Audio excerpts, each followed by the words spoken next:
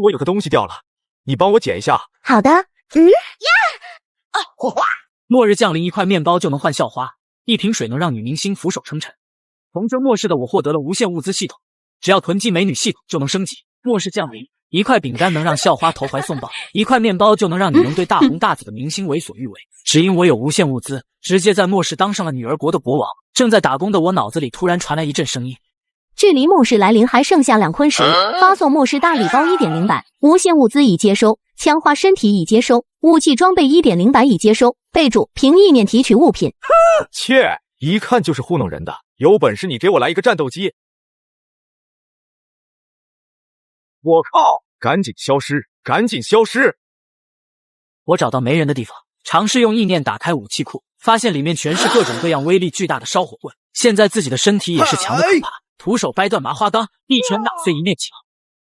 回到出租屋，科普了一下末世法则，自身利益重要，更是不能当圣母。我在武器库中随便拿出一把烧火棍。来吧，末世，老子已经厌倦这样的生活，老子不是小哥，老子是大哥。凌晨一到，外面下起了小雨，恐怖的尖叫声顿时响彻整个小区，只要被雨淋到，身体就会被硫酸腐蚀一样。与此同时，整个小区渐渐亮起了灯光，都站在阳台上疑惑看着，根本不知道发生什么。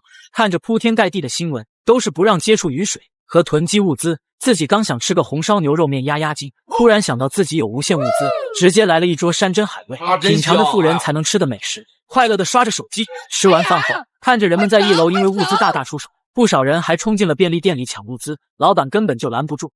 你们这些男人不知道女士优先吗？有你妹啊！末世了谁还惯呢你？没抢到物资的人开始想着其他的办法，开车出去买食物，但看着车轮胎慢慢腐蚀，谁也不敢出去。1个小时都没有，秩序就开始乱了。就这点水源根本就撑不了多久。家里有桶装水的还好说，但是等所有食物消耗殆尽，人性恶的一面将全面爆发。就在这时，一道亮丽的身影吸引到了铁柱的目光。倩影空姐映我眼，细眉如画樱桃嘴，玉腿修长白如纸，前凸后翘高跟鞋，性感风情撩心弦。此女铁柱送外卖时见过几次，是一个空姐。走吧，安白，这里也都被抢没了，反正家里还有半桶水，这雨应该下不了多久。等到过几天都没了食物，我就能感受到曹贼乐趣了。大雨一直下了7天7夜，铁柱决定去地下车库瞅瞅。整个小区物资交易都在地下车库里进行，整个地下车库犹如集市一般。女人们拿出名牌包包、化妆品兑换食物，男人们则拿出名牌手表等，还有将自己5010泰的显卡给拿出来兑换食物。爱马仕夏季款，换1箱矿泉水。劳力士水鬼换4瓶水，错过就没了。很快就被人用物资换妥。这一套配资下来多多少少得5万吧，结果就这么给换了。不过现在还有正常交易，但再过3天恐怕就不是这么交易的了。忽然，铁柱看见邻居的漂亮主播也在摆摊卖化妆品，由于长相出众，他摊位也围了不少人。美女，跟我回家一次，这瓶水就给你了。哈哈，我出2瓶水，我出3瓶。无耻，滚开！装什么装？那边的颜色区1杯水玩一次，给你3瓶算看得起你了。我跟着那男人指的地方看去，那里站着不少穿着凉快的女人，浓妆艳抹，质量堪忧。忽然，一阵密集的脚步声响起，带头的男人一脸横肉，带着20几个小弟走了过来。所有人听着，将物资交出来，免得受苦。兄弟们都给我抢了。还有没有王法了？大白天抢物资？王法，我丁峰就是王法。来人，把他的腿给我拆了。砰的一声骨裂，镇住了所有人。对面如此凶残的人，哪里还敢反抗？老老实实把物资交上，免得被白白打一顿。那边站着的几个女人也给我带走，回家一起玩游戏。本来就没多少物资，还被他们给抢了，你们怎么都不反抗？那么多人，你怎么不反抗？每栋楼层之间都有一个卷闸门，我建议将我们这一栋楼封闭，免得再被掠夺。就算要交换物资，从卷闸门的缝隙交换也行。这男人的话一出，立马引起了赞同，几栋楼就将周围的卷闸门拉下来。我还有一个建议，男同志们团结起来，搜寻物资，也有能力抵抗那些恶棍。他的提议一下就有人响应起来。我可没兴趣给人打工，都末世了还打工啊，脑子有病。回到自己家楼层，铁柱就看见蹲坐在房门口的网红女主播孙婷。原来你躲起来了呀？你家还有水吗？我家有没有水跟你有什么关系呢？哼，屌丝就是屌丝。我本来就是一个屌丝，如今末世来临，也只是想好好活着，大家相安无事。我不找你麻烦，你也别来找我的麻烦。时间再次过了3天，雨依然没有要停止的意思。5栋楼分了5大派，达成了一定的协议。我所在的3号楼晚上要召开一次会议，地点是地下车库。各位业主，我叫董飞，之前是企业高管，承蒙大家看得起，来领这个头。危机已经1个多星期了，龙方也没消息，什么救援都没有。咱们这3号楼的物资想必也没多少了。昨天4号楼就有人冒险出去抢物资，虽然折了1个，但至少有了食物，所以我建议我们也组个车队出去搜索物资。然而董飞说完，没有一个人回答，毕竟这是要命的活。我也不勉强，不想出力无所谓，等我们拿回来的物资，你们可别致染。拼一拼总比在家饿死强，我去。那我也去。宁谷，我们家已经没吃的了。急什么？我爸说了，他在想办法给我们送吃的。难道你想让我去嘎啊？不是，我不是个意思。那你什么意思？你到底几个意思？我的意思是想你去一丝一丝，你别理解错了我的意思，这样我就不好意思了。大概3个小时后，2辆车带着冒火星子的轮毂回来，去的时候6个人，回来只剩下4个。外面已经乱透了，都在抢物资。你老公还有你儿子都是被别人打嘎的，不是被雨淋。大家听后面面相觑，脸上布满了恐惧。不过当看见后排还有尾箱的食物、水，原本恐惧被渴望代替。我要水，我要水。还有谁来抢？听好了，男人想换物资，那就必须出门；女人想换物资，拿你们自己来交换。一个人活生生被打嘎，所有人吓得不敢吱声。董飞的话刷新了所有人的3观，但也不怪董飞，这些物资都是拿命换来的，凭什么共享？末世有末世的规矩。夜晚，打扮妖娆的孙婷敲门找我要水。大哥，能分我点水吗？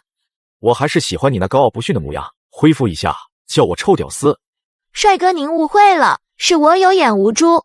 我长长哦了一声，拿水缓缓降低瓶口，水缓缓流下。孙婷根本就没有任何迟疑，喝了起来。哎，看你脏的，去洗个澡吧。你这里还有水洗澡？当然了，洗干净点，多擦点沐浴露。而洗完澡的孙婷连一句谢谢都没说就要走。吃了我的东西，用了我的水，拍拍屁股就想走了呀？哼，那你还想怎么样？你说呢？别以为我不知道，这是打火机还是喷水枪？吓唬谁呢？一声响动，整栋楼的感应灯都亮了。小区所有人都被这道声音吓了一跳，孙婷顿时瘫坐在地上，吓得瑟瑟发抖。本以为这是羊圈，没想到是虎穴。大哥，饶了我，我啥都听你的。放心，只要你听话，就不会受苦，还能吃香喝辣。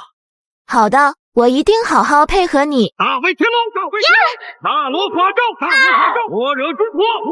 神，是谁开的火？你们特么的先别玩了。董飞此刻感觉这把武器已经威胁到了他的地位，此人不除不快。大哥，我感觉这声音就在咱们这栋楼。俺也一样。你们俩快去，挨家挨户检查一下。大哥他有武器啊。每人1箱方便面和矿泉水。好的，大哥，你们悠着点，留口气，等我回来。一个快40多岁的老女人，你就这么喜欢？董哥，你不知道，这女人平日我就眼馋了，要不是这末世，还真没办法，还得感谢一下末世。嘿哥，这楼里还有个主播和空姐，那模样妥妥的美人啊！你小子倒是聪明，有我罩着你，以后出门保你不嘎。谢谢哥，等你用完了之后，给兄弟也玩玩就行。放心，有你玩的，这世道就是女人多。两人直奔603，而屋里的宁格外的暴躁，坐立不安，又渴又饿，已经快神志不清了。突然一阵急促的敲门声，将屋内的两人都吓了一跳。知道你们在屋里，开门。你们有什么事？兄弟，饿了很多天了吧？我们物资很多，有想法来201聊聊。然而外面的人说的物资很多，却不断在他脑海里流淌，侵蚀着他的最后的意志。很快两人来到了701敲门。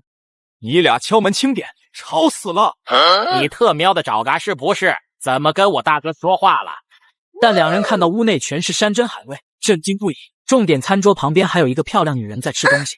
大哥，这好像就是那个女主播。你小子有点路子，吃喝不愁，家里还有美女。说着瘦子不管不顾的就开始吃了起来，丝毫没考量外人。小子，识相的话就把吃的拿出来，这个女人交出来，少受点苦。这些都是我的，你算老几？不行。哎，招惹谁不行，非选择他，这两傻帽嘎定了。哥，你闪开，看我收拾他，让他下跪叫爷爷。看着冲过来的瘦子，铁柱一拳就将他打倒，扔了出去。说吧，现在外面什么情况？现在外面很乱，为了抢物资到处嘎人，周边的便利店、超市已经被几个小区洗劫一空。你们老大是怎么打算的？老大说，等这批物资吃完，就去抢周围小区的。你们还有多少物资？省一点，应该能应付1个月吧。对了，你们老大是不是在整这个？大哥，你饶了我吧，我把物资都给你，咱们无冤无仇。砰的一声，话没说完，光头族楼下，董飞等人再次听到声音，脸色骤变，就只见光头也嘎了。董飞目光一聚，从这2个人落下的位置，应该是从自己家楼上被扔下来的。狗子，查一查我楼上的这些业主信息，看有几个没有来报道的。董哥，楼上现在只有2家没有来过，6楼一个叫安白的空姐，7楼一个叫铁柱的送外卖的。那个空姐我以前在电梯碰见过，长得巨好，皮肤也白，身边跟着一个高富帅男朋友。难道是她那个男朋友有武器？她那样也不像了，那个外卖员身上怎么会有武器？难道自己猜错了？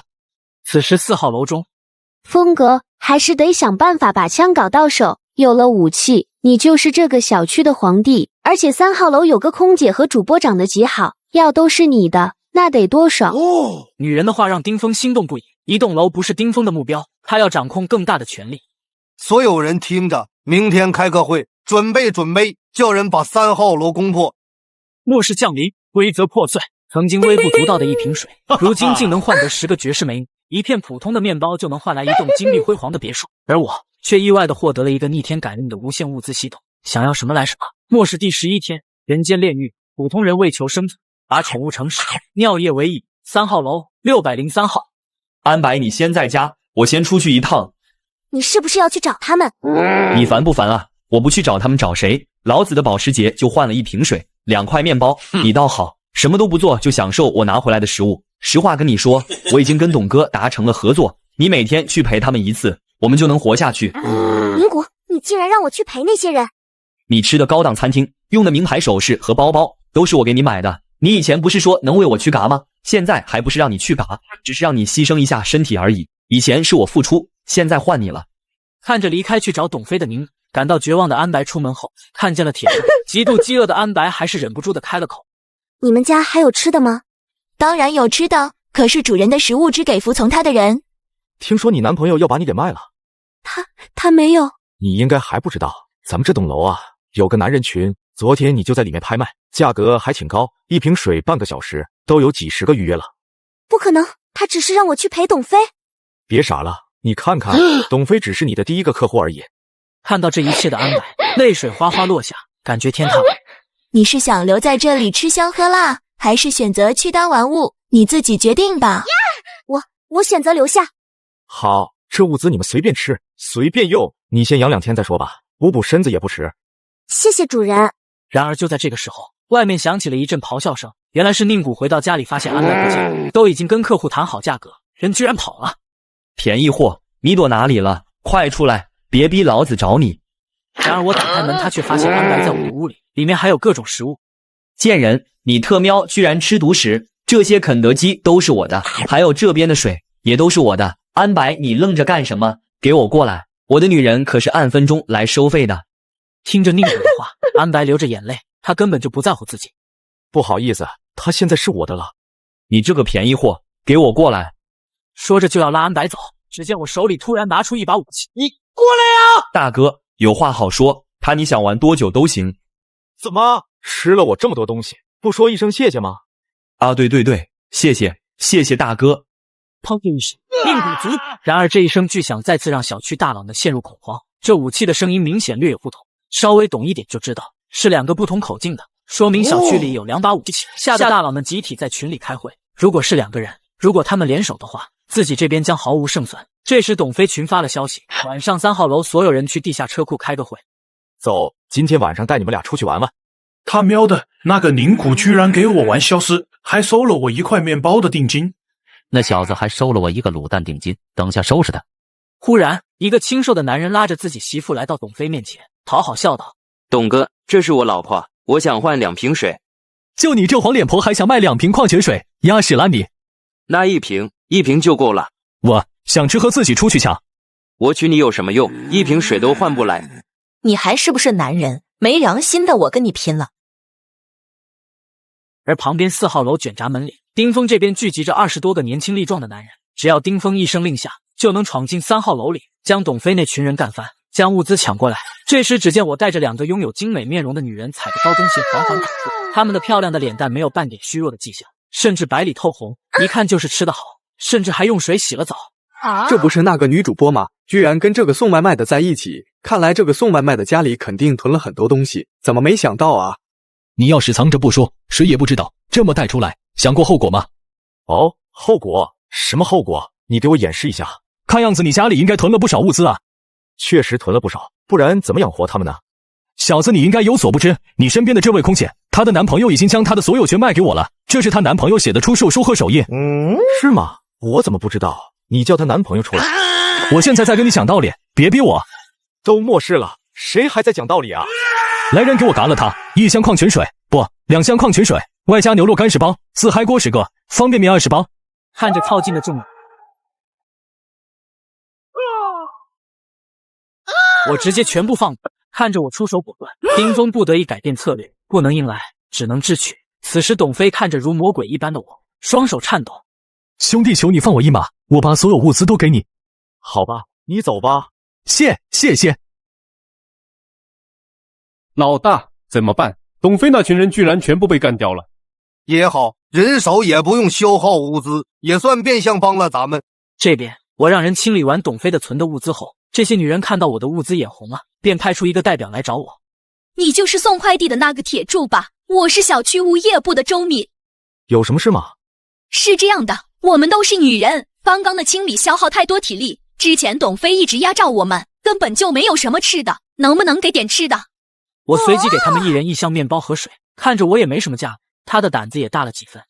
小铁啊，是这样的，这里物资那么多，能不能多给2箱？我看你们也吃不完这么多嘛，我们就拿一点，不会太多的。看着我没有吭声，周明以为我默认了，直接将孙婷推开。派来，把这些鲍鱼搬走，还有这些鱼翅燕窝都拿走，他一个人也吃不了那么多，还有这些内蒙的牛肉干也通通搬走。还不够，还搬呢？哎呀，反正你们也吃不完这么多，这里还有1箱，快点！你放心好了，这份心我们都记在心里，到时候安全了，肯定会帮你隐瞒嘎人的事情。那我应该谢谢你们啊。不用谢，都住在一个小区就是缘分嘛，没什么事我们就先走了。抢了我这么多东西，也该换我抢你们了吧？砰砰，几人全都没了动静。此时几声枪响，也让对面1号楼的叶玉玲和叶青衣姐妹俩听到。舅，什么时候是个头啊？咱们1号楼还算安稳，有你姐夫把控着不会乱，看看其他几栋早就乱套了。老公，会开的怎么样？3号楼怎么又有枪声？3号楼的男人应该全嘎光了。那怎么办？老公，你一定想办法。咱们这1号楼虽然暂时安全，但迟早会乱。我发现有几个开始用食物和女人交换，他们估计看其他楼都这样，也开始瞒着我做了。那你一定要制止啊！怎么制止？都有好几个向我施压，还好刚子一直挺我。如果不是我带着他们出去找食物，早就不把我放在眼里。青衣啊，你也要有点心理准备，毕竟你的相貌出众，万一被发现。好，我会小心的。也不知道这几声枪响是不是送外卖的挂了，但他子弹绝对没有多少了。老大他们不是在找美女吗？你找一个去试试看。我已经让那些女人去加微信了，但都被回绝，看来还是得夜袭才最奏效。一眨眼7天时间过去，丁峰看着日渐减少的物资，还有外面大雨加大风，决定今天晚上进攻3号楼。这时丁峰却收到信息说今晚要进攻1号楼，丁峰怕其他2人联合围攻自己，就同意了先去围剿1号楼。而此时的谢玉红和刚子因为物资和老人的问题产生了争执。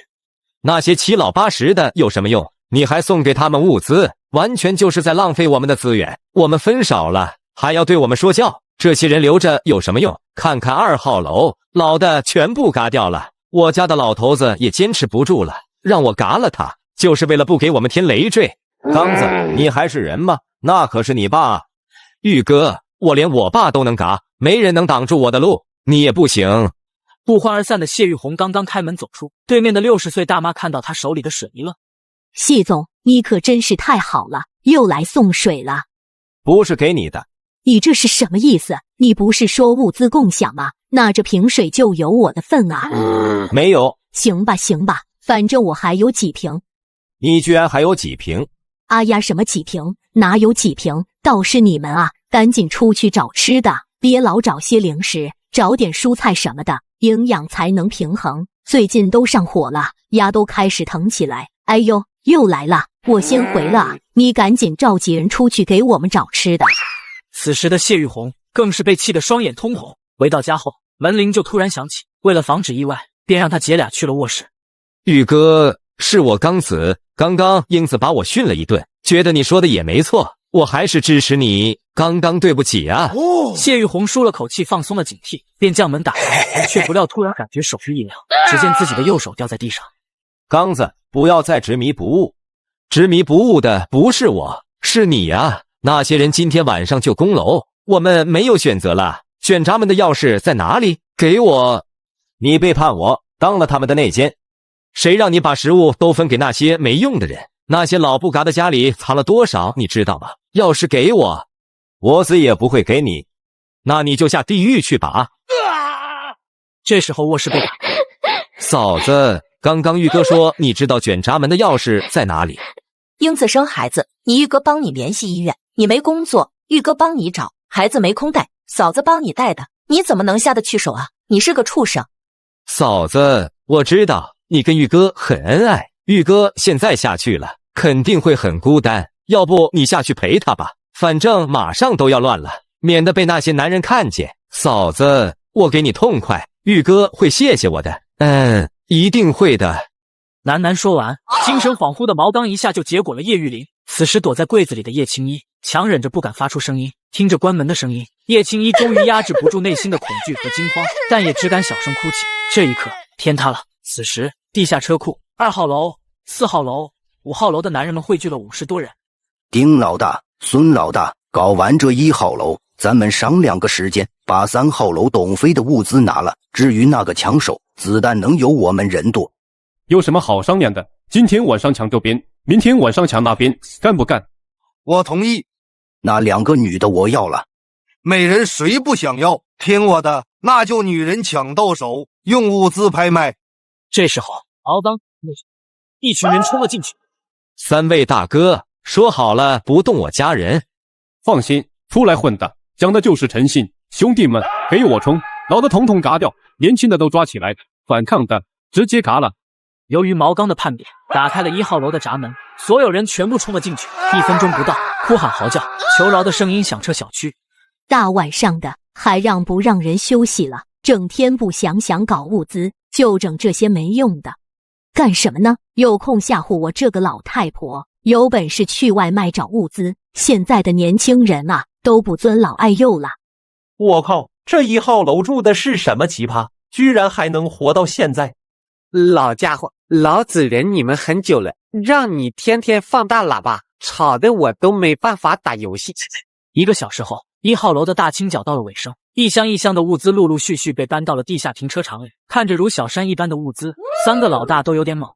那个谢玉红可以啊，搞了这么多物资。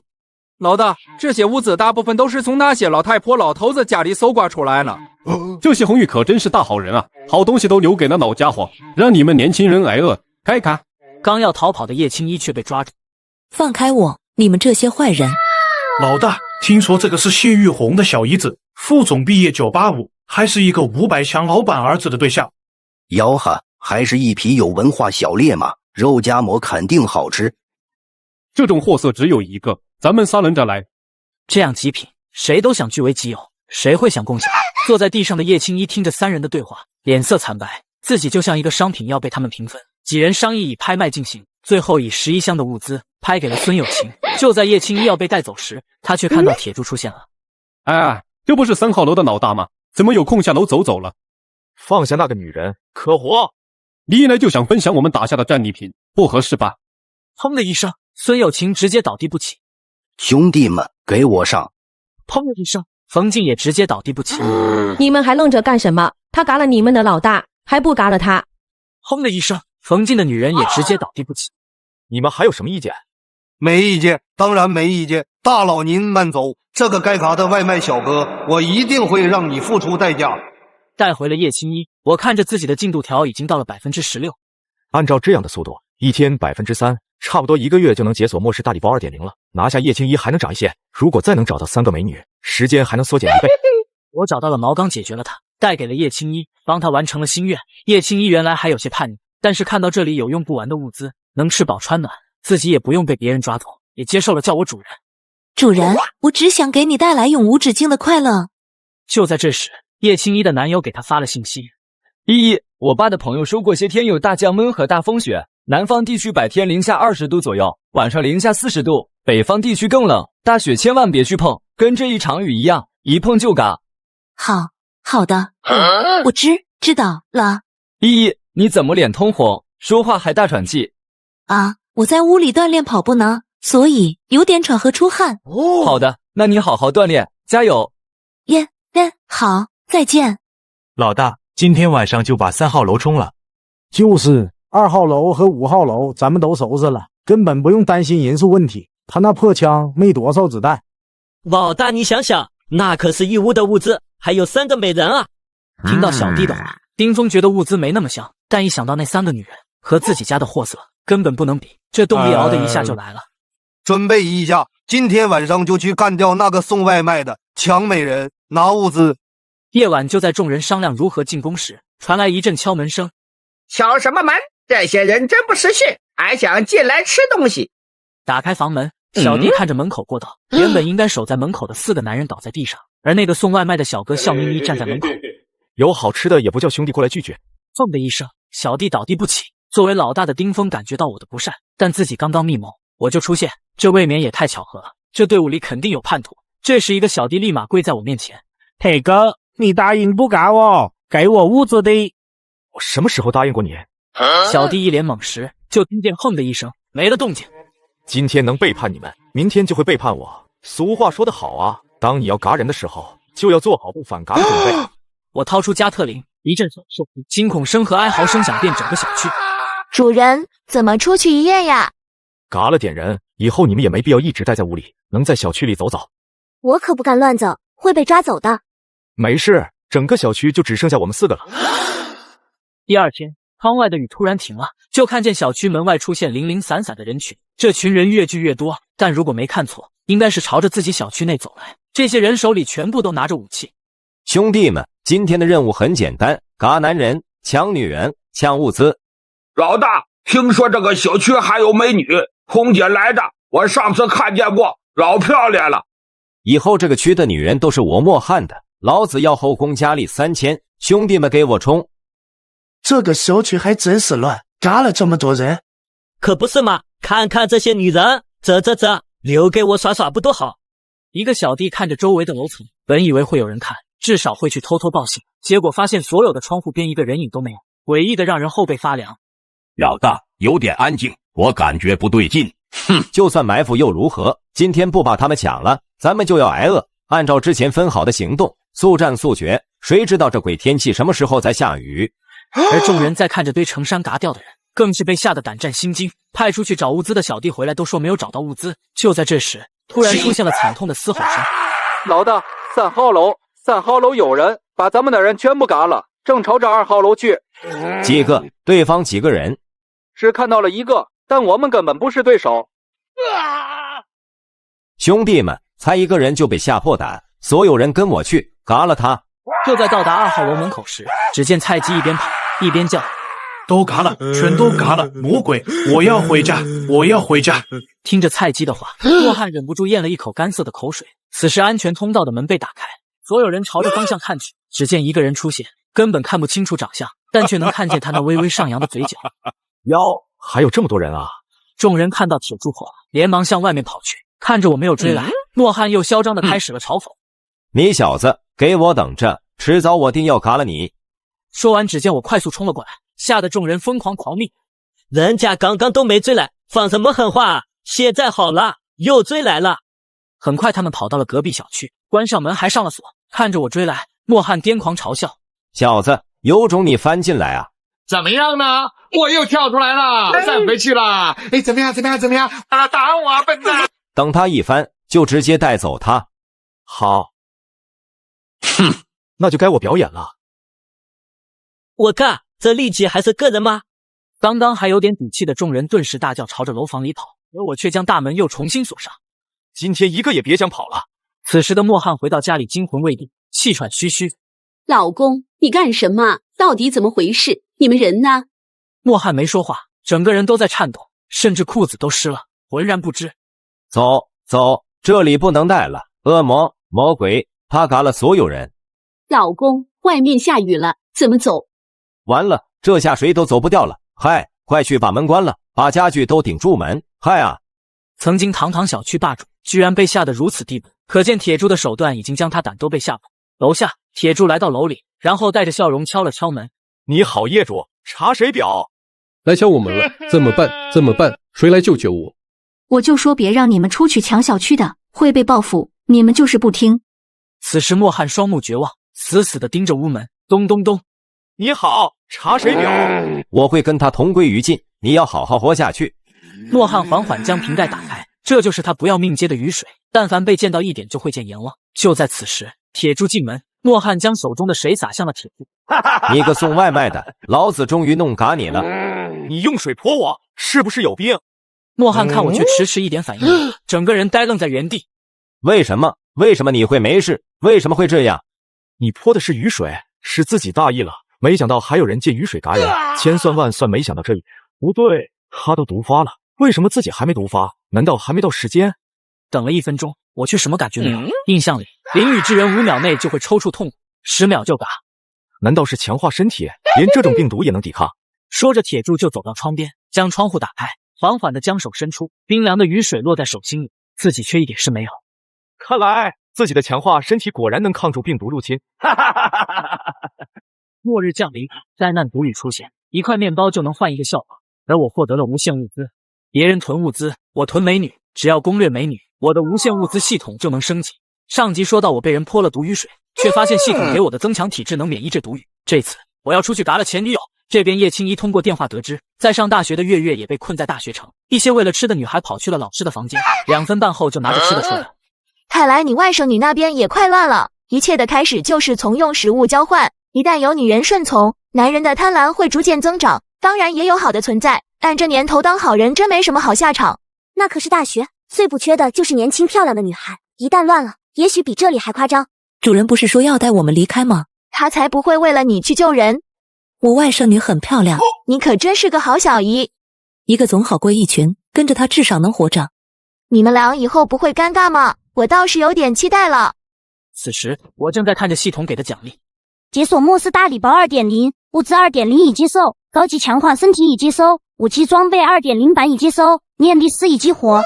物资 2.0 版本多了一些防护服、改装车辆，还有医疗器械用品。武器装备 2.0 版本，我终于是看见不少新增武器，手雷、RPG、反坦克地雷、标枪、毒刺等单兵作战装备。念力师的能力是能控制物品。只见我紧紧盯着墙上的一幅坤哥哥的画像，雷着一响，坤顿时漂浮在空中，画像顿时碎裂，但并没有落下，残渣继续漂浮着。随着我意念一动，碎片宛如子弹一般飞射而出。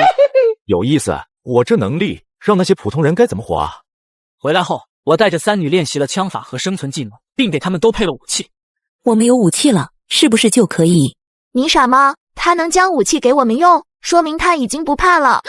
这时几人听见我的喊话，晚上谁要是低于8环，那么恭喜，得陪我一个通宵。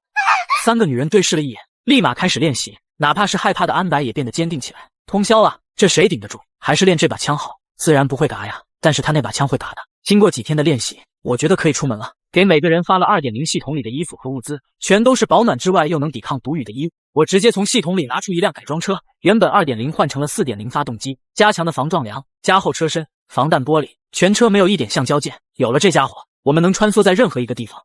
出发！主人，咱们去哪里？先去樱花路德海小区。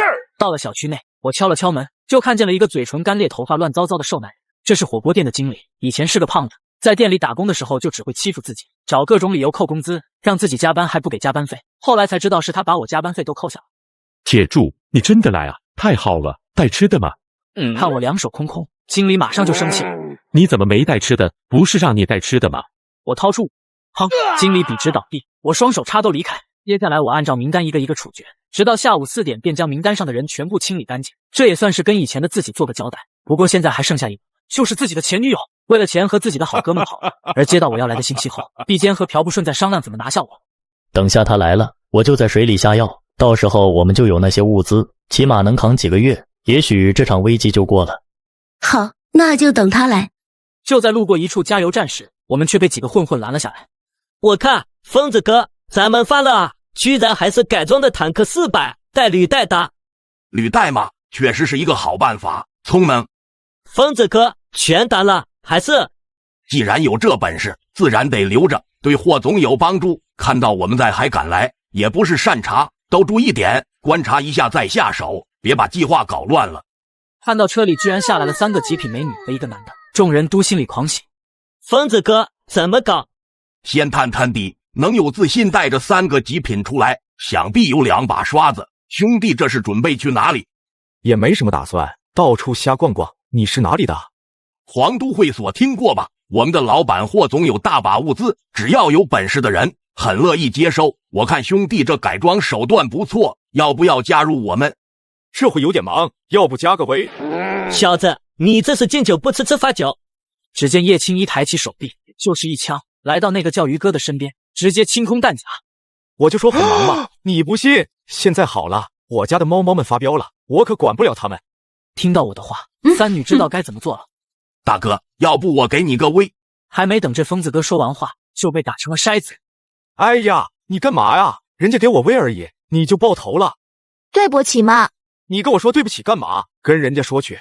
来到疯子哥面前，孙婷一本正经说道：对不起，我不应该爆你的头。说完又朝着脑袋清空弹夹。周围的小弟从没见过这么狠的，谈笑之间就把疯子哥给嘎了。现在子弹这么不值钱吗？你把他脸都打烂了，等下怎么扫脸？打开手机。疯子哥手机是指纹解锁。谢谢你。不客气。又是砰的一声，小弟难以置信倒下，脑海里最后的画面是抬起武器的温柔女孩。为什么笑得那么柔和？剩下的小弟直接跪在地上求饶。说说吧，你们这是准备去哪里抢物资？大哥，我们是准备去珊瑚小区。原来目标一致啊！你们这些人去抢珊瑚小区？不是抢，是给教训，顺便探探虚实。你说话我有点听不懂。孙吉抬手就是一枪。你来说，别紧张，别像他们俩就行了。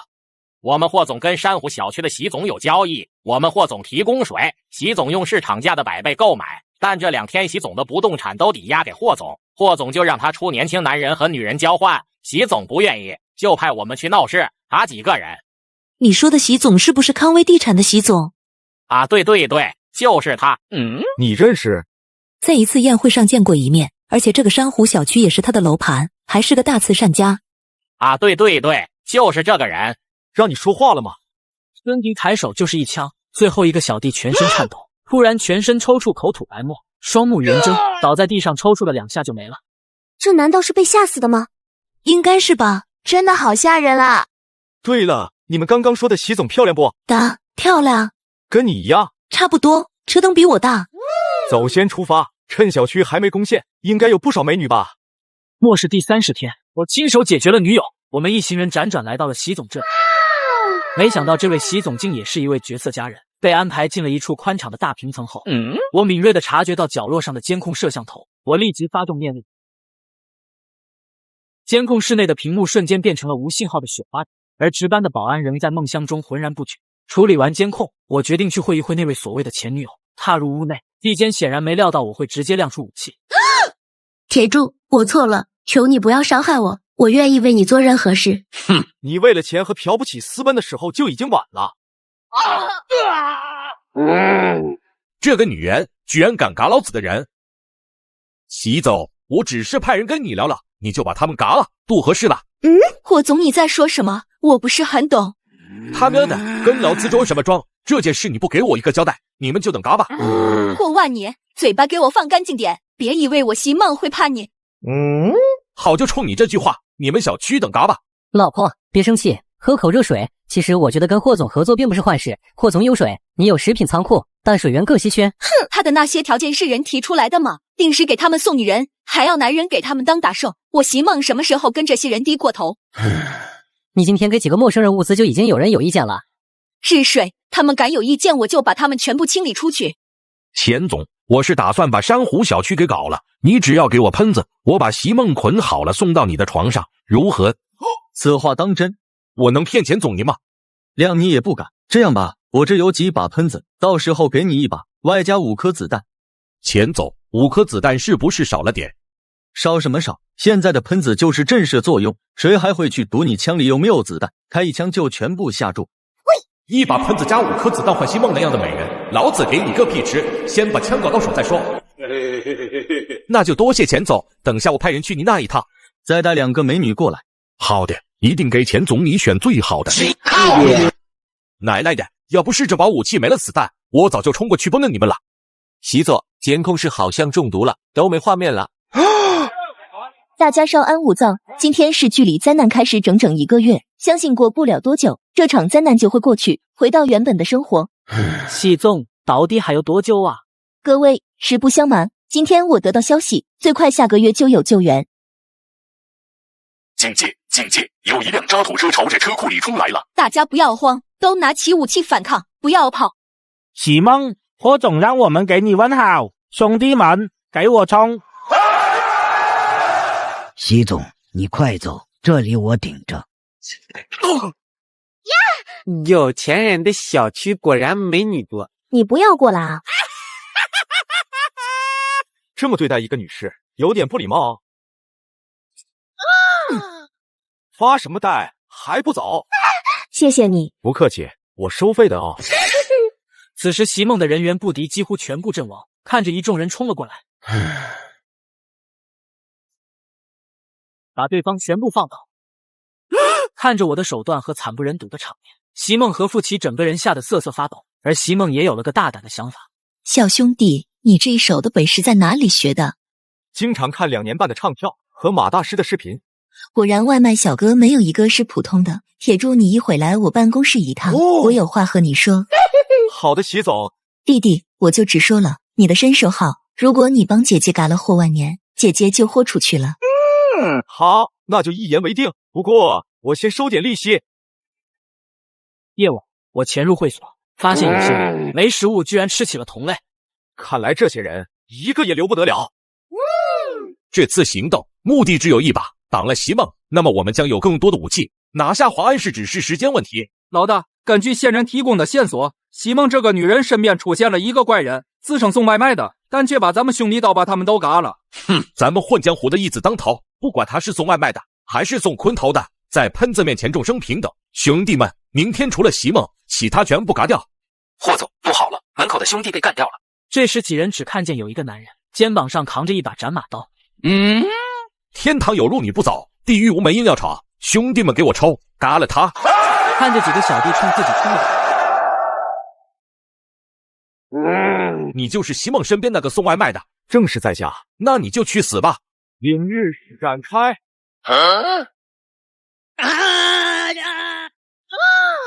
解决了霍万年，刚才一些叫嚣的小弟吓得藏了起来，我直接拿出来反反射导，一发入魂。我在地下仓库找到了一个男人。大哥，别搞我，我叫蔡坤坤，在会所里唱跳、打篮球的，知道一些大哥想知道的事情。我知道有个女明星被困在华安市的双东区。你知道双东区多大吗？大哥，明星肯定不会住得太差，双东区也只有一个别墅区，肯定就在里面。说了和没说一样。回到基地，我拿着霍万年的随身物品和喷子出现，众人看到我拿着喷子，都是格外震惊。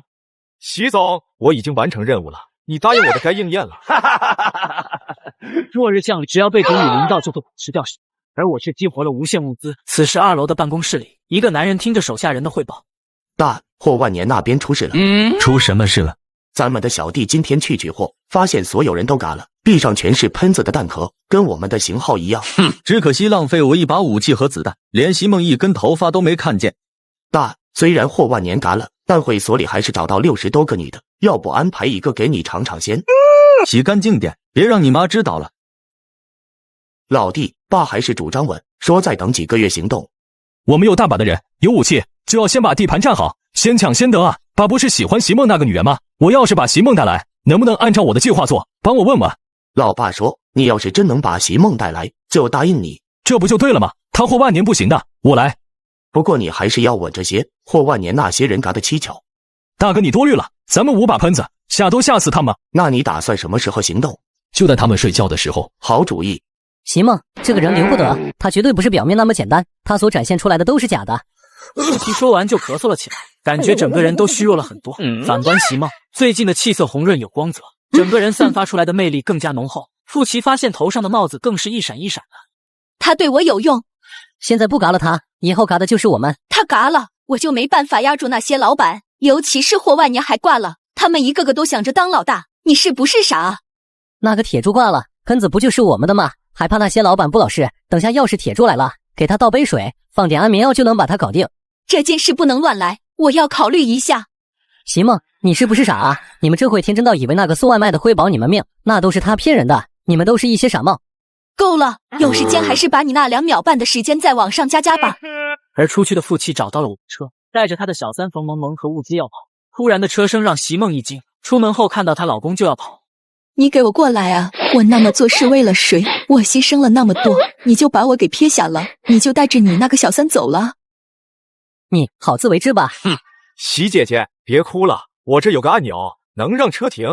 话没说完，席梦就一把抢了过去，直接一按，车里开车的傅奇突然听见哔哔哔的声音。你们听见什么声音没有？滴滴滴的声音越来越急促。冯萌萌和方薇对视了一眼，一股不好的预感从心底冒出，一股巨大的爆炸声传来，黑夜瞬间被火焰照亮，显得是那么的璀璨夺目。哎呀，你干嘛？话都没说完，席姐姐你就把姐夫给炸了，按一下是爆炸，按2下是停呀，那么着急干嘛？铁柱，你炸我老公，我绝不跟你走。是你老公偷了我车要走的，你也没有听我说完就按了按钮。兄弟们，咱们今天晚上去干票大的。珊瑚小区大家应该听说过，咱们华安是有钱人住的小区，听说美女超级多，说不定还有明星住在里面。有钱人肯定藏了很多吃喝，有物资还有美人，这票好啊。没错，这次的任务就是搜刮物资，男的抵抗嘎了，女的抓了，还有更重要的，抓住珊瑚小区的老大席梦，就是那个美若天仙的华安市的房产女王吗？没错，就是她。以后珊瑚小区你们想住哪一间就住哪一间，每个人分2个老婆，只要干得好，老婆加倍。此时呐喊声不断，曾几何时，这些男人娶媳妇都是问题，不仅要38万8的彩礼，还要房子，而如今能直接分房，还分配老婆，末世只要够娶个17、18个都没问题。注意安全，也别太节省子弹，命更重要。就等着我好消息吧，毕竟越有钱的人越怕嘎，乌合之众罢了。等你凯旋，最漂亮的女人哥已经给你准备好了。出发，兄弟们给我直接冲进地下车库。车库里，值班的男人呼呼大睡，而他们根本就没意识到危险马上来临。随着车门被撞开，带着狞笑的男人们纷纷冲了出去。知道席梦住哪里不？知道，我知道。那就赶快带路。钱普来到卧室后，却发现没有人。敢骗我？跟我躲猫猫！兄弟们，那就把小区整个翻一遍。这时声响把孙婷几人吵醒。快起来，有人来冲楼了。真的吗？那太好了。席梦呆滞地看着眼前这3个女人，她们居然一点都不怕，隐隐约约还带着期待。突然，门锁发生细微的声音，有人在开锁。就在开门的一瞬间，3把消音一起开了。说，你们老大是谁？臭女人，休想从我嘴里问出什么。你说。我们是郊区普利仓库的员工，我们老大叫钱钟然，今天带我们来的是他老二钱普，任务是抢物资，还有找席梦。席梦娇躯一颤，没想到霍万年嘴里的钱总他们的目标居然是自己。你们找席梦干什么？就是我们老大看上了。哦，你们来了多少人？100左右，还有5把喷子。主人，有人冲楼，上百人呢，来找席梦的，他们的老大看中了。既然是来找席姐姐的，为了整栋楼的安危，席姐姐你得牺牲自己了，毕竟你可是老大，不能躲在这里。不，我不要。当老大的总要有牺牲，你之前不为了大家去跟霍万年会面吗？不，我是装的，我不会去的，求你了，不要把我交出去。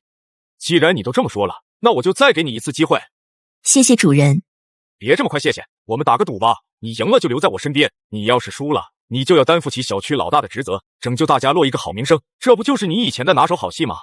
好，我跟你赌。那就赌简单一点，虽然你有私心，但对这小区的人还不错，激励他们好好活下去，还发物资，不知道他们会不会心存感激，勇于跟恶势力做斗争。所以赌约很简单，他们会帮你，还是将你推入火坑，女士优先。如果有人愿意，有人不愿意怎么算？那肯定看哪边的呼吁高，放心，我很公平的。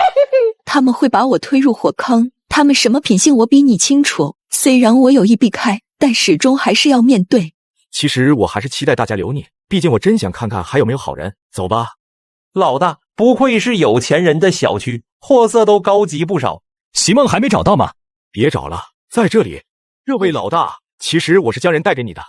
识时务者为俊杰，小兄弟，我很欣赏你。听他们说是你把霍万年给解决了。确实是的。小兄弟如此本事，不如跟我做事，一起打天下。那太好了。铁柱，席总对你不薄，如今你卖主求荣，我们都看不起你。喂，我们都看不起你。各位业主，不是我卖主求荣，而是情况不一样，你们都被抓了，就我一个有什么用？平日席梦对你们不错，末世里没让你们饿着，如今有难，只要你们跟我一起反抗，我铁柱豁出去了。他们5把枪，顶了天也就20多发子弹，我们还有机会。谁敢动？哪个活够了可以来。此时一旁观看的席梦更是心寒，还是存在一丝幻想，起码有一半人会为了自己站出来，毕竟平日里关系还不错。这一刻一个都没有人为他站出来，终究还是养了一群白眼狼。看看你们吃他的不少，现在都见死不救，那就别骂我卖主求荣。况且我还救你们几次，要不是我，你们早就被霍万年给解决了。小瘪三，我才是正主，闭嘴一边待着去。你这么说话真的不礼貌。嘎了。连续的5声枪响打破了平衡，除了钱普外，其他4个人直接挂。你居然有枪？这年头没把枪都不好意思在外面混，不然你以为他为什么这么老实呢？你想怎么样？不想怎么样，只想送你一程而已。恭喜你，你有资格留在我身边。谢谢主人收留。就在这时，一道声音响起：“把枪放下！”不知道什么时候，居然有几个男人捡起了那几把喷子。各位，我刚刚救了你们啊，你们就这么报答我的吗？哈哈哈，铁老弟，不是我忘恩负义，主要就是你太强了，让我很没底啊。连席梦这样的女人都能收服，甚至让她跪下，我也想让她跪下啊。本总，这样吧，我带他们走，以后井水不犯河水。老弟，就算我能答应你，各位业主也不会答应啊，他们也怕你来报复啊。不用你为难你嘎了，我们大家都好过，美女们就都留下给我们享受享受吧。话都说到这份上了，那就一个不留吧。给我开枪，嘎了他！这时，只见5个拿着喷子的男人纷纷被爆头，而法官这边一点毛事都没有，仿佛打的是空炮弹似的。然而地上却掉落着钢珠，子弹根本就没近身，就全部被我给操控。这一刻，所有人目瞪口呆，完全不知道发生什么事。尤其是陈总，他怎么也想不明白。不装了，你们统统都得嘎！这时，叶青衣、安白和孙挺一阵扫射。席梦，你来解决他。席总，是我啊，小陈，我跟傅大哥很要好，过年还给您送过腊肉和礼品，求你不要嘎我啊！他刚刚也在人群里大喊要嘎我们。只见席梦突然发出尖叫，不断的扣动扳机，直到将弹夹清空。主人刚才那是什么能力？主人是吸血鬼，有着隔空取物的本领，你能被看中，祖坟冒烟了。爸，不会出事了吧？5把喷子，20几发子弹，不可能攻不下一个小区。是啊，但现在他们一点消息都没有。还有一种可能性，你弟弟想单飞了。不可能，绝对不可能。没什么不可能，钱普一直反对我的策略，这次让他拿走1半的喷子，他还不自立为王。我也是被女人冲昏的头脑，怎么给了1半出去？随着钱钟然这么一说，钱明觉得很有道理，想起昨天晚上弟弟那急迫的眼神，他的目的原来不是为了抓席梦，而是拿枪。你去让兄弟们提高警惕，这小子已经被权力给吞噬了，很有可能带人杀回来。再怎么说你也是他爸。我现在终于是明白了，古代那些造反的皇子连老子都敢嘎，也明白老子连儿子都能下得去手，这就是一场你死我活。这臭小子肯定在珊瑚小区搜刮了不少好处，想独吞了。让兄弟们提高警惕，别说老二叛变了，免得影响人心。剩下的5把喷子，你给我1把，你自己1把，再给3个信得过的兄弟。我知道了。来，给你们变个魔术。哇，主人开始撩妹了吗？来，太上老君，急急如律令，给老子变！只见凭空一辆宾利出现在身边。主人去哪里？出发，虎力仓库，去给姓钱的送外卖。吃完饭后，我和席梦来到了钱钟然的仓库。席梦，我儿子呢？在你手上吧？被我嘎了。为你儿子报仇啊？还是说你舍不得嘎我？毕竟像我这样的女人，你可是很难遇见。这话还真说到了钱钟然的心坎里去了。儿子如果真嘎了，把他嘎了，自己岂不是更加亏？说吧，你到底想干什么？我是来嘎你的。就凭你。所有男人谁嘎了他，我就是他的女人。顿时，仓库里一片寂静，仿佛只能听见男人们咽口水的声音。看着席梦那绝美的容颜，如果能一亲芳泽，那也是人生的巅峰。此时的我都诧异了一下，毕竟按照计划不是这样的。小白他们在远处架局，而席梦居然想让他们内斗。朱海，你干什么？把枪放下！钱明，你指我干什么？你疯了啊！如此紧张的时刻，席梦又加了一把火。你们难道不想得到我吗？嘎了他们！钱明直接开了枪，打死了朱海，连着他2个小弟也受伤了。见状，另一个和朱海要好的枪手直接开枪，钱明倒地，众人一窝蜂地冲向了钱中人。小李，你别乱来。老板，谢谢你这么多年栽培，你已经老了，机会留给我们这些年轻人就好了。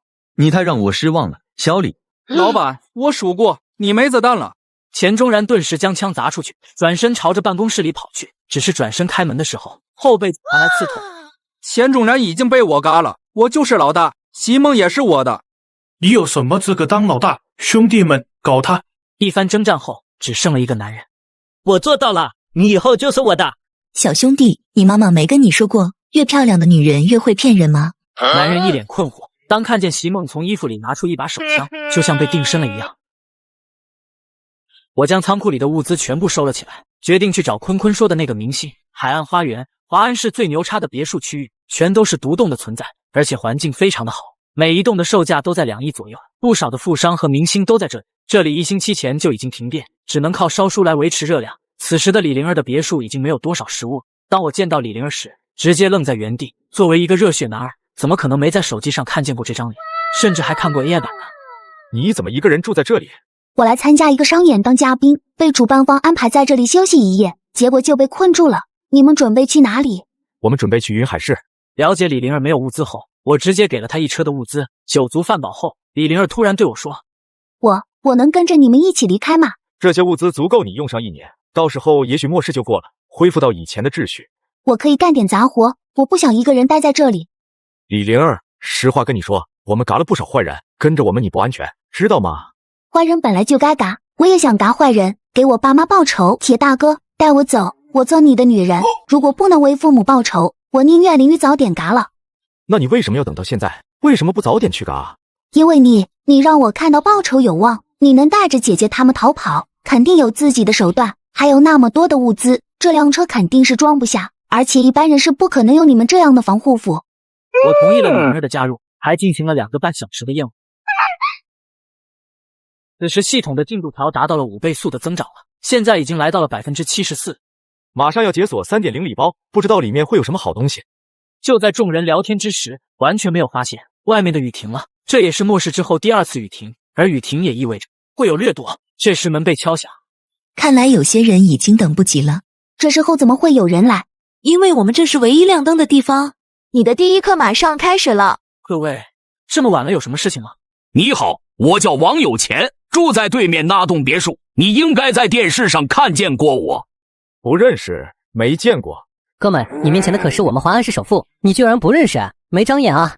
闭嘴，犬子不懂事，你别见怪，兄弟我们太冷了，能进屋暖和一会吗？可以，进来吧。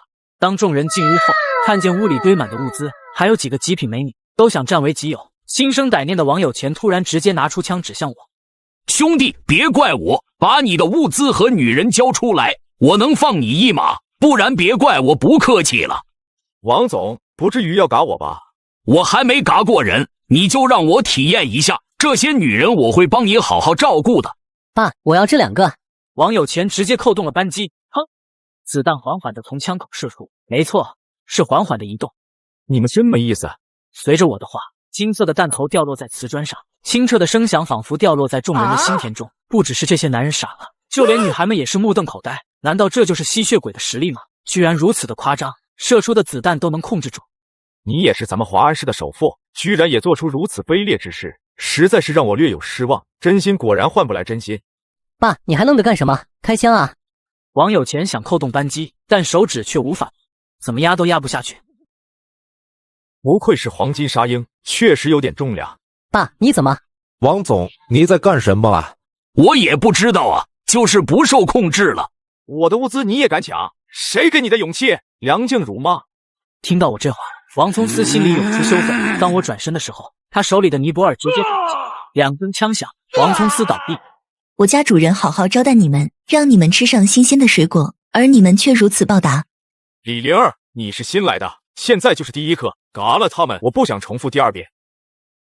如果不是我们比他们强，现在会是一个什么结果？你自己想想，如果不是主人强，那么你现在已经被这些人给侮辱了，最后都不知道父母仇人是谁。想到这里，李灵儿闭眼直接清空了弹夹，一行人全部有来无回。而在整个华安市，人们已经从家里走出，第一个目标就是超市、便利店、大型商场等，所以这些地方出现最激烈的抢夺战。末世仿佛这时候真的来了。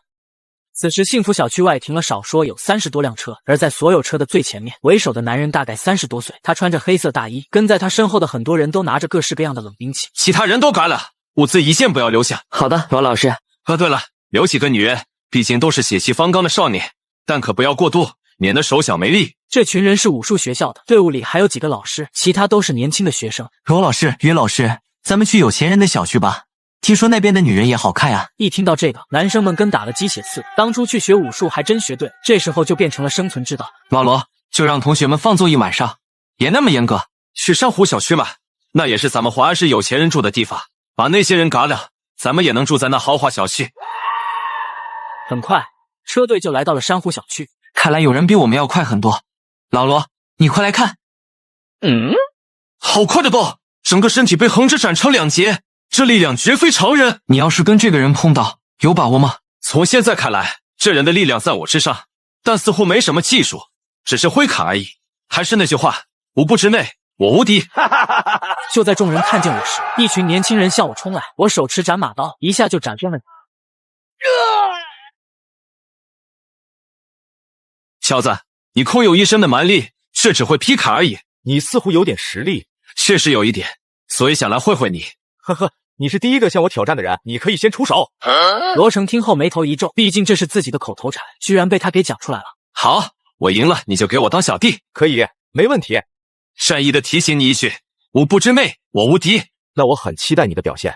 一场单挑马上打响，气氛一下变得紧张起来。罗成知道眼前的男人很厉害，所以打算全力以赴。他的力量很强，不过我相信，只要躲过他一刀，我就能刮掉他。看着罗成不动，我扬起刀就是斩下。罗成看到时机到，便拔刀砍来。突然，罗成感觉腰一凉，一声闷响，罗成倒地，目光却看向自己的下半身。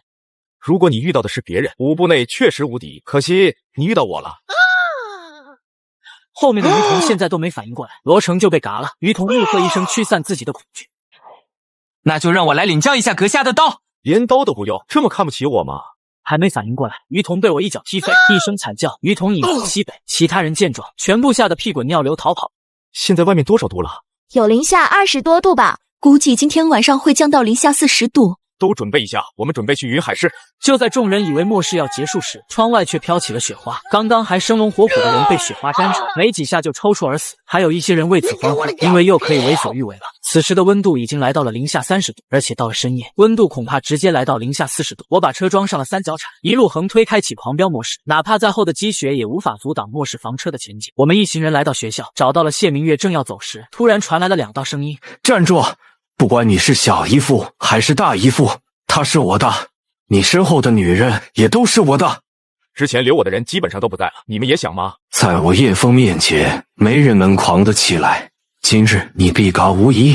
我突然很好奇，你的自信到底是从哪里来？我一拳直接轰飞了叶枫，叶枫不可思议地看着我。他重生后获得了系统，力量就比别人强了几10倍，没想到却栽到了我的手里。就在这时，叶枫的脑海里突然传来了系统的声音：系统检测宿主生命力急剧下降，请宿主立马逃离现场，请宿主立马逃离现场，否则必嘎无疑。大哥，别，我认输。我还是喜欢你之前嚣张的模样。自己要死了吗？自己可是获得系统的人，怎么会死了？这不可能！获得系统的人不应该妻妾成群吗？别人在求生，自己在旅游，为什么才刚刚开始就被人给打死了？你确实很厉害，不是普通人，你不会是有系统吧？你怎么？这可是自己最大的秘密，他怎么会知道？不要惊讶，因为我也有，而且比你厉害。要是重生了，多好！别再碰到我。等叶枫求饶，就直接解决了他。恭喜宿主达成条件，发放末世大礼包 3.0， 解锁大型武器库、战神系统、内置女神战斗系统。所谓的大型武器库，全部都是歼26、歼20、轰20、F16、F22、F35、B2这些战机系列，还有坦克系列。我打开了女战神系统，发现只要被我攻略的女人，每提升1级抽取奖励1次，我每提升1级将抽取奖励3次。自己的特殊能力为初级念力师，品质暗金，物品品质划分白、蓝、红、金、暗金、远古，等级划分初级、中级、高级、特级、究极、巅峰。现在初级念力师就这么掉了，如果提升到中级，起码能将一栋楼给拆解。巅峰的话，真是不敢想象。解救下了谢明月3人后，我在系统商城里面拿出一瓶蓝色的针管，这是病毒抗体，打一针就不怕外面的雨雪和冰冷的天气。天降灾难，若是背后的神秘组织浮出水面，透露出天气回升后，丧尸就会来袭。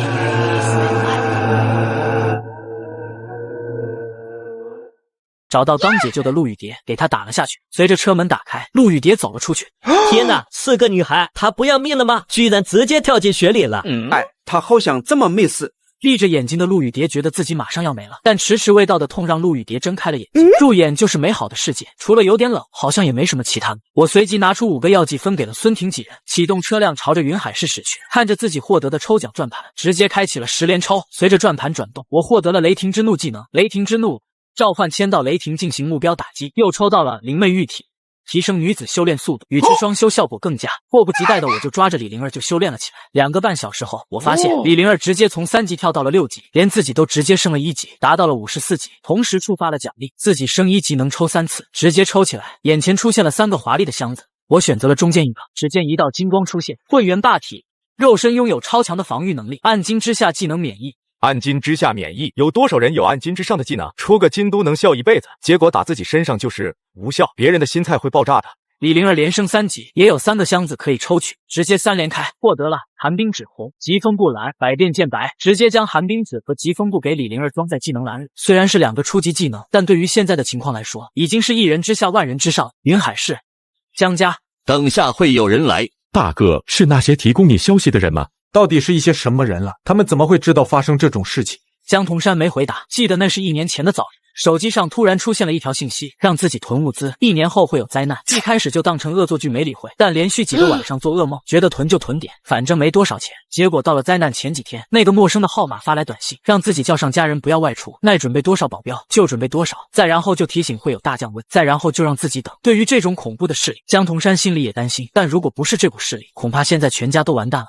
老爸，你看过人类清除计划不？现在不就是了？我们是被选中重新支配秩序的。这话听起来有点滑稽，但好像也合情合理。叮咚一声，摆在江童山面前的手机响了一声，短信来了，他们来了。道路上，一辆铲雪车开路，后面跟着3辆路虎揽胜，还有2辆挂车。那集装箱上印着奇怪的 logo， 然而这些车使用的依然是轮胎，似乎并没受到什么影响。这难道是传说中的保护伞公司？你的意思是，他们是这次灾难的发起者，重新制定世界的规矩？辉哥，这又有什么不可能呢？你应该庆幸选的是咱们家。众人没有说话，确实应该庆幸。从路虎车上下来全副武装的战士，全身穿着作战服，看起来很有科幻感，而臂章也是那奇怪的 logo。重点是，他们居然不惧怕雪。江总，终于是见面了。抱歉，没办法来迎接您。可以理解。江总您好，我没有名字，但你可以叫我经理。你好，经理，里面请。看来江总确实囤了不少物资，我现在都没查衡。要不是经理提醒，我们恐怕早就饿死了。现在饿死的人可不少啊！你们作为大集团，也该出力了。一旁的战士将手提箱放在桌子上，大家疑惑地看着手提箱。打开手提箱，只见里面装的是一瓶蓝色液体。这是昨天研制出来的疫苗，时间还不稳定，但维持的效果大概在12个小时左右，看个人体质，最好10个小时给自己来一下。江家人倒吸一口凉气，居然有疫苗了，这才多久？1个多月的时间，除非是提前就研究出来的，不然不可能。经理，您是代表官方吗？不是，我代表的是公司，我负责云海市、华安市、中林市，做得好，我们的合作会很愉快；做得不好，那我们的合作恐怕就不会那么愉快了。随着经理的话，周围的温度仿佛都低了。这到底是一个什么公司？居然如此的牛逼！我相信我们的合作会非常的愉快。江总做生意我们了解，不然也不会选你们。经理，那我们接下来要做什么？你们接下来要做的是控制住整个云海市，让云海市恢复电力、通信、物资生产，然后再砌高墙，将整个云海市围住。为什么要将云海市给围住？经理笑了笑，拿出手机播放出一个视频。这是我们公司进行的人体实验。视频里，一个已经嘎掉的人躺在玻璃房内，而在左右上角显示着玻璃房内的温度。随着温度的升高，可以清楚地看见昆体皮肤里好像有什么东西动了起来。随着温度来到38度，原本昆体突然睁开了眼睛，随即疯狂敲打玻璃。经过我们公司研究人员发现，这些昆体里的病毒没有消失，而是因为温度低的原因处于休眠状态。一旦低温天气消失，升温会让昆体里的病毒活过来，也就是我们电影上看过的丧尸。众人倒吸一口凉气，这种天气已经很要命了。升温之后，你告诉我那些昆体还能站起来，活着太难了吧？这些丧尸的速度极快，100米只需要6.9秒，力量比成年人要强，可不像电影里那样动作迟钝，但有一点很像，爆头就嘎。如果是这样的话，我们可以把昆体先爆头，这样就不会变成丧尸。我们实验过，昆体最后还是会变成丧尸，所以只有在丧尸的情况下爆头。当然了，现在的昆体可以直接火化解决。我知道你们在想什么，自己想办法，不管用什么手段，能保多少人是多少。没有用的老人可以全部嘎了，浪费物资。如今公司已经在研制最新疫苗，但以现在的量来说，只能维持少部分人，所以你们在人选方面要慎重，执行任务的时候才使用疫苗。经理，这样的低温状态还要维持多久？看天意，所以时间紧迫，你们要抓紧时间。经理，公司除了大城市之外，其他的小城市和县城市不是也有安排的人？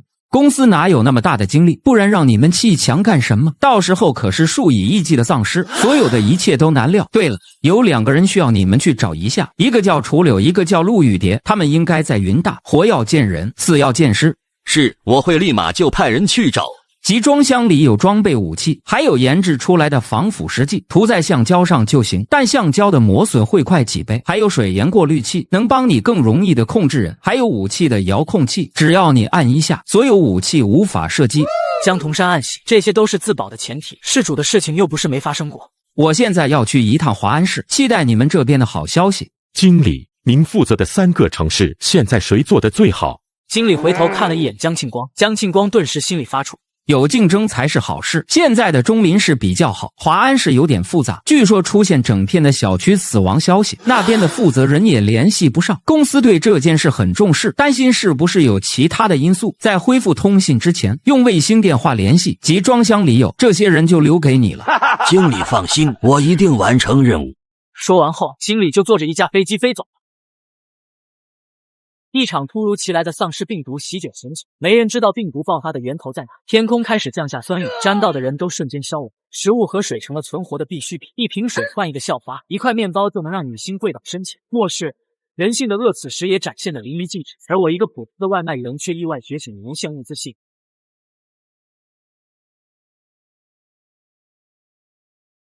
上集说到，极寒降临，一个知晓末日会到来的神秘组织浮出水面。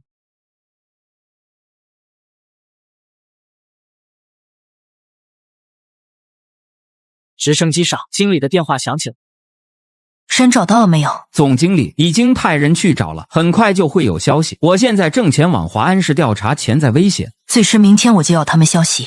华安市那边我已经派人过去了，联络人钱钟然死在自己仓库里了，已经启动2号联络人。多谢总经理关照。公司高层对华安市的几处怪异现象很关注，所有的监控设备都被损坏。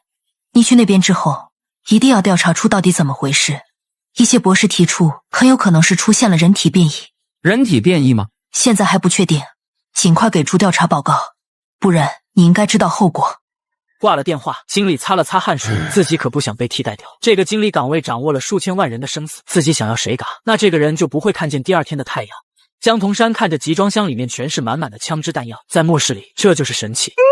组织人去云大找人，云大的年轻人不少，都组织起来。刚刚听经理的意思，这次灾难只会越来越凶狠，以后要想恢复人口，只有依靠年轻女孩。还有，去电力局找员工住所，让没嘎的都去恢复电力，这是首要任务。大哥，我建议以救援队的名义出发，车上挂喇叭喊话，让大家知道有救了。好，就按你说的办。大伯，建高墙需要很多的人力物力，钢筋水泥不是小数目，尤其是将整个云海市给围住，没个几年根本完成不了。江源露出会心的笑容，儿子这方面的考虑还是很周到，不像老大的儿子，满脑子都是那个漂亮的未婚妻，没有一点当家的模样。高墙的事情以后再议，现阶段做好刚刚说的事情，恢复所有的日常用品，但这些东西都要我们掌控，明白了吗？明白，以后我们家就是云海的老大。爸，依依的外甥女也在云大，可以去找找她。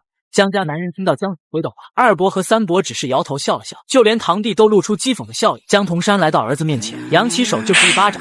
都什么时候了还想呢？以后整个云海的女人不随便你挑，叶青衣不可能活着。以后他家的事情跟你没关系，也跟我们家没有任何的关系。你最好给我清醒一点。如今是我们江家真正崛起的时候，你别给我掉链子。主人，我们刚刚发现了直升机，看见了，现在能开上直升机不简单。会不会是冲我们来的？不冲我们还能留条命，冲我们来全都得嘎。在这个世上，你们不用惧怕任何人，除了我。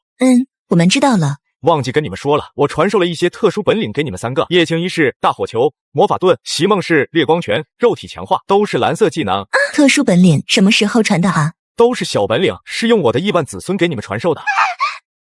3个女人便欢快地跑去外面实验自己的技能。只见李灵儿指着对面远处，心里默念寒冰指，那纤细的食指瞬间凝聚一团白光，随即猛烈射出，白芒射向对方的大楼，直接将大楼给贯穿，落入天空之中。而大楼表面渐渐出现一层寒霜，几秒钟的时间将大楼给冻住。如果大楼里面有人，此时已经变成冰棍。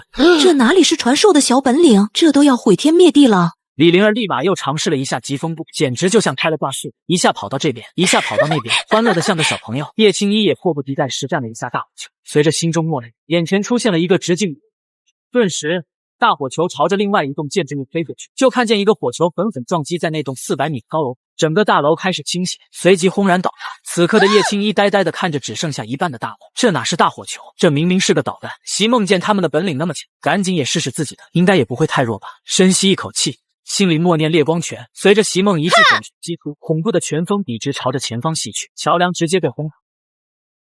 有了实力的3女显得格外有自信，我随即派出他们3人秘密潜伏，观察江家动向，发现他们正在召集懂得水电维修人员、医生、护士、工程师等等的相关人员，甚至还挑选了不少年轻女人，还带回了他们3人。叶青衣通过了解得知，江家人根本就没有想去解救自己。当看到江子辉正在跟几个女人在卧室里做运动，叶青衣突然都释怀了，这世上已经没有事情能让自己牵挂，除了主人，直接抬手解决了正在努力运动的江子辉。这边李灵儿抓到了江宇，从他口里得知有个叫总经理的人要找楚柳和陆雨蝶，并且还给了很多物资，包括嘎掉的人会变丧坤的事。得知这一切的我直接从窗户跳了下去，这一幕把3个女人吓了一跳，但是当看见我缓缓漂浮起来，更加吓一跳，他居然会飞。我朝着庄园方向快速飞去，不到1分钟就看见我直接贯穿楼房落在了众人中间。江童山兄弟3人看着我，如此的年轻，居然能从天而降，难道他是变异人吗？接二连三的打击让江童山如坐过山车似的，之前还畅想着当云海的皇，半天不到的时间却被人按在地上摩擦，引以为傲的枪对他们根本就不起作用。你到底要我做什么才能满意？你们已经嘎了我们的儿子，还想如何？你儿子都死了，估计你也不想活了。我想。不，你不想，我说的。江庆光压制不住内心的不安，突然大喊，朝着地上的步枪扑去，捡起枪就朝着我扣动扳机，却发现子弹全被一个扣动挡住。为什么会这样？老天不公，这样对江家不公平。砰的一声，江庆光也倒下睡着。我这辈子最大的错误就是答应了子辉娶你这么一个女人，把我江家所有人给害死。听到没有？他说你是扫把星，要不是他，也不会招惹到你。好像还挺有道理的。但你想想，他们难道不是你派人给抓过来的吗？你知道什么？只要温度上来，那些中了病毒的昆体全部被称为丧尸，到时候还能剩下多少人口？而恢复人口需要女人，这就是如今女人的命数。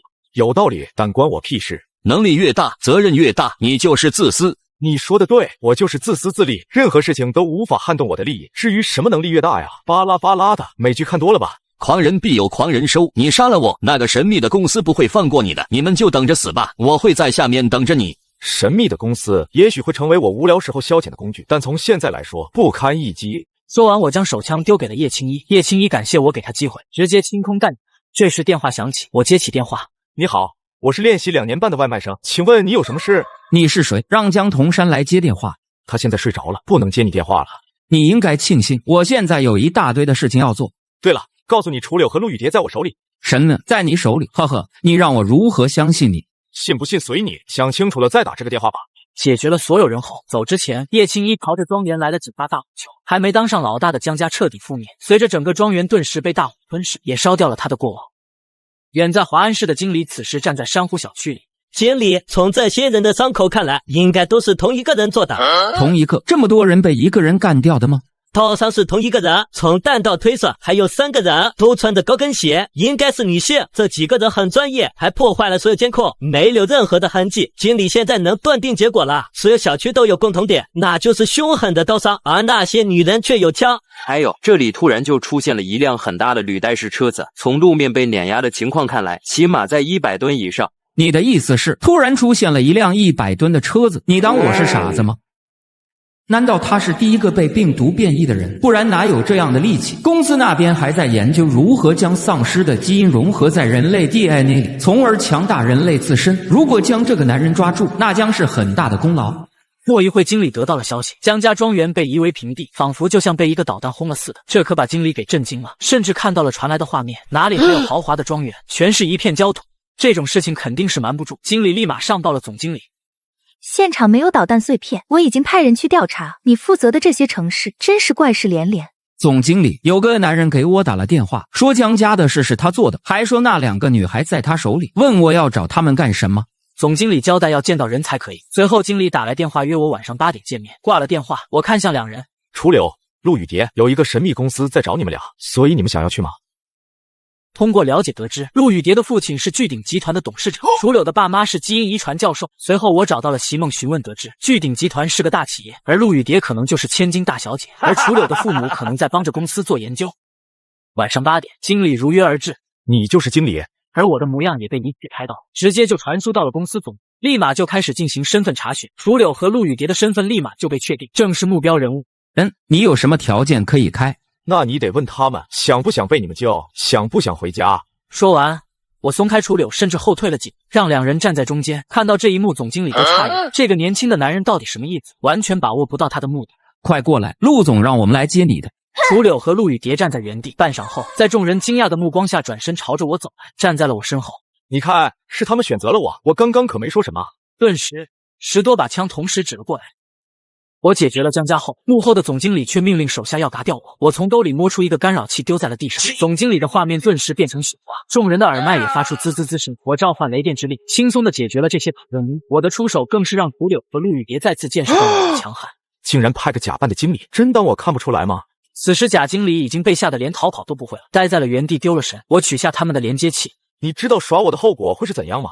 另一边的总经理没说话，我一把掐住假经理的脖子，那就是死路一条。随着手指用力，假经理当场女窜西北。听好了，别让我抓到你，不然你那什么公司全部都得死。说完，我将眼镜丢在地上，一脚踩碎。画面再次变成了雪花，而总经理脸色沉重。虽然不知道他刚刚怎么嘎了那些人，但肯定是那种常人办不到的。这时，电脑上的搜索结果出来了。总经理立马翻阅华安市景园小区的死亡报告，看见死亡名单上面确实少了，而我却现身在云海市。难道他融合了病毒？如果是真的话，那他就是首例成功的，这也能解释得通他的力量会强那么多。看来要尽快研制出来，这种增强实在太恐怖了。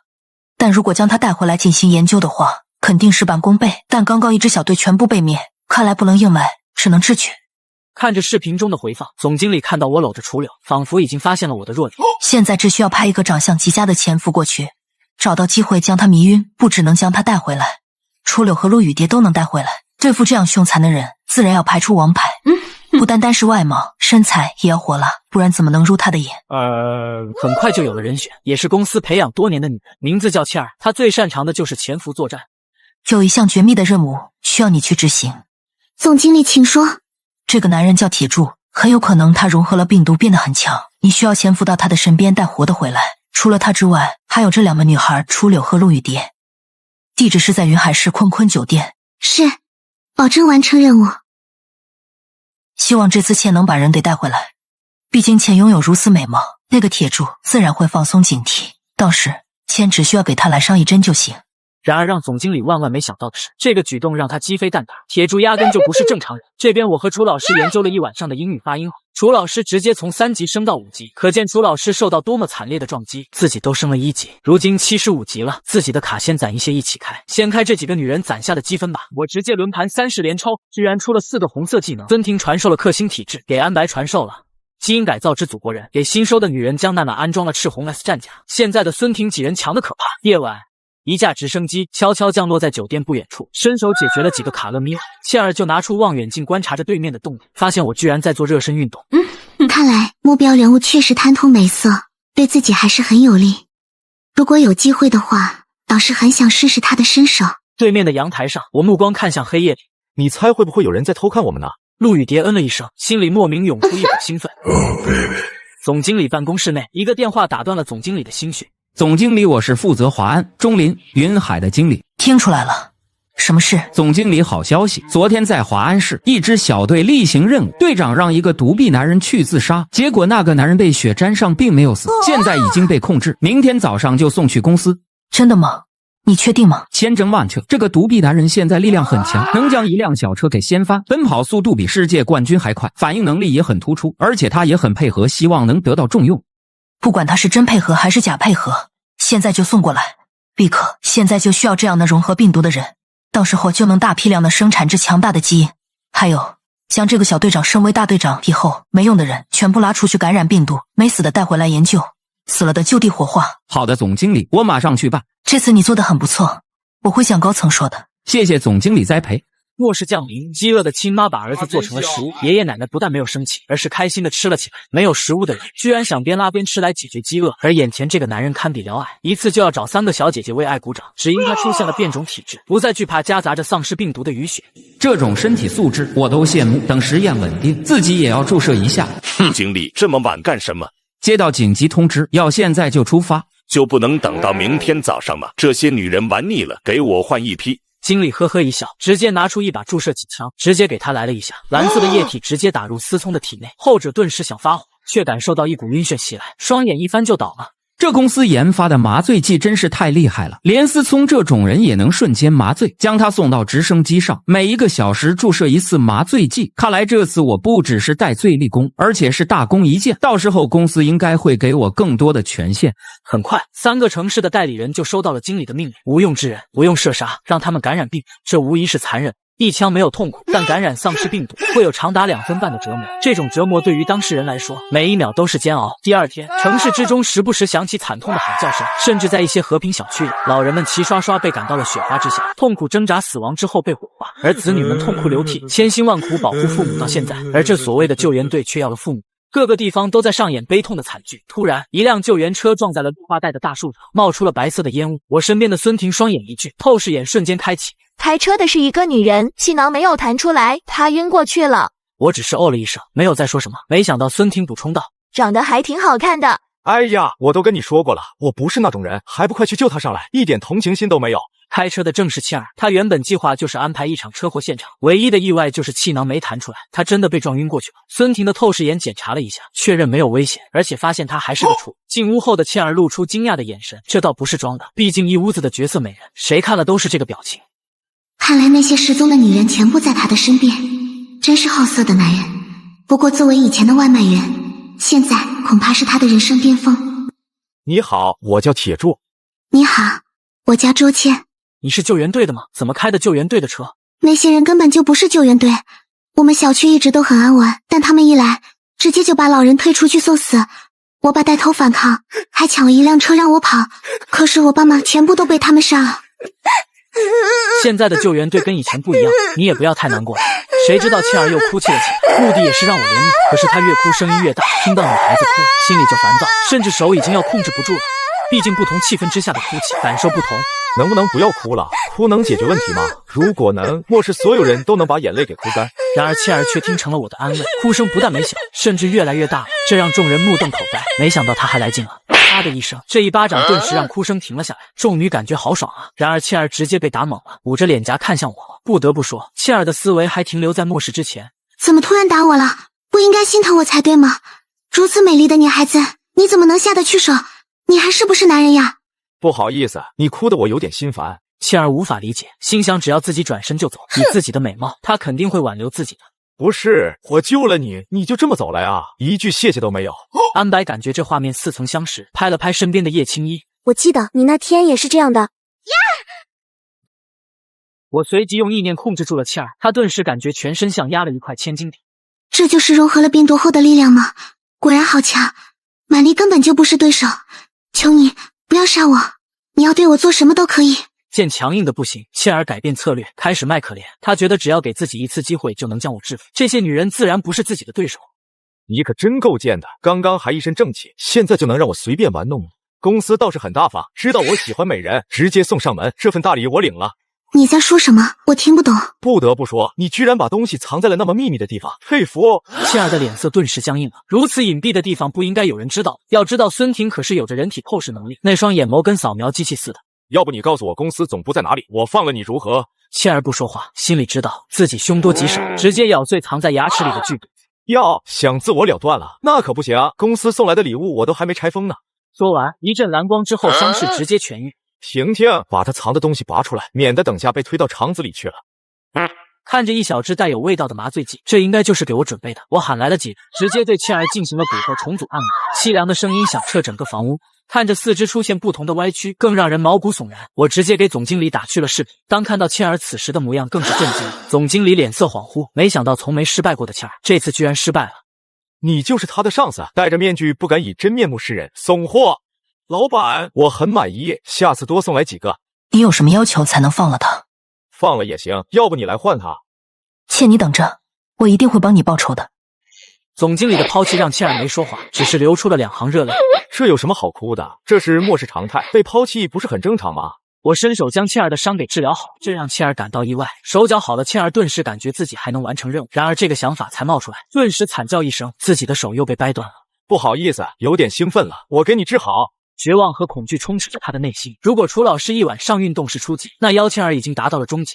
看着绝不配合的切尔，我用异能控制住他的身体，异能发动，直接被我压扁。切尔当场暖愤吸。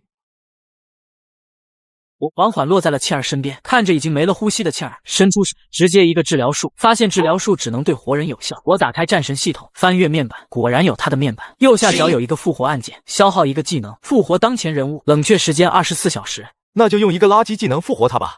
复活吧，我的爱人！一个深呼吸，切尔那涣散的双眸变得明亮起来。当看见我站在旁边，切尔懵了。他也死了，不，自己怎么又活了？我露出一丝憨笑，我带着他朝着上方阳台飞去，又是同样的位。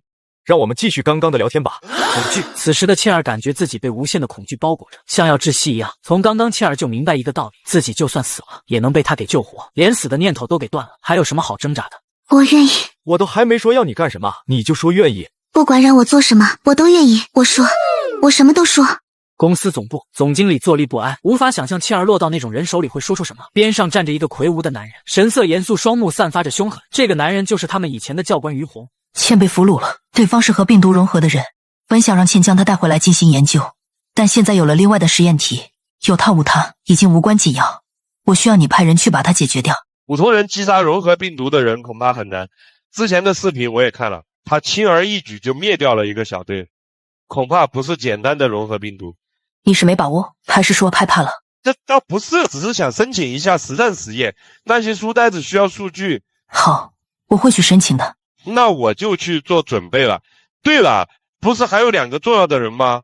如果进行实战实验，我可管不了他们的生死。死活不重要，昆体带回来就行。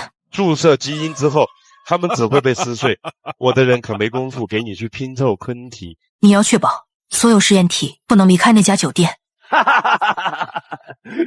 酒店里的我还不知道，总经理已经下达死亡命令，但我还要感谢一下公司，无条件送来这么一个美人，甚至都不需要培训就能直接上岗，简直就是样样精通。我还给起了外号绝活切。介绍一下你们公司的发展史，他们怎么知道这次的灾难，提前做了准备？不只是我想知道，其他人也很想知道。对不起，我只是负责清除一些不听话的人，公司高层的秘密我并不知道。虽然我不是很肯定，但公司所派遣的暗杀任务，我觉得是想对整个世界重新洗牌，但如今的发展却脱离了公司的掌控。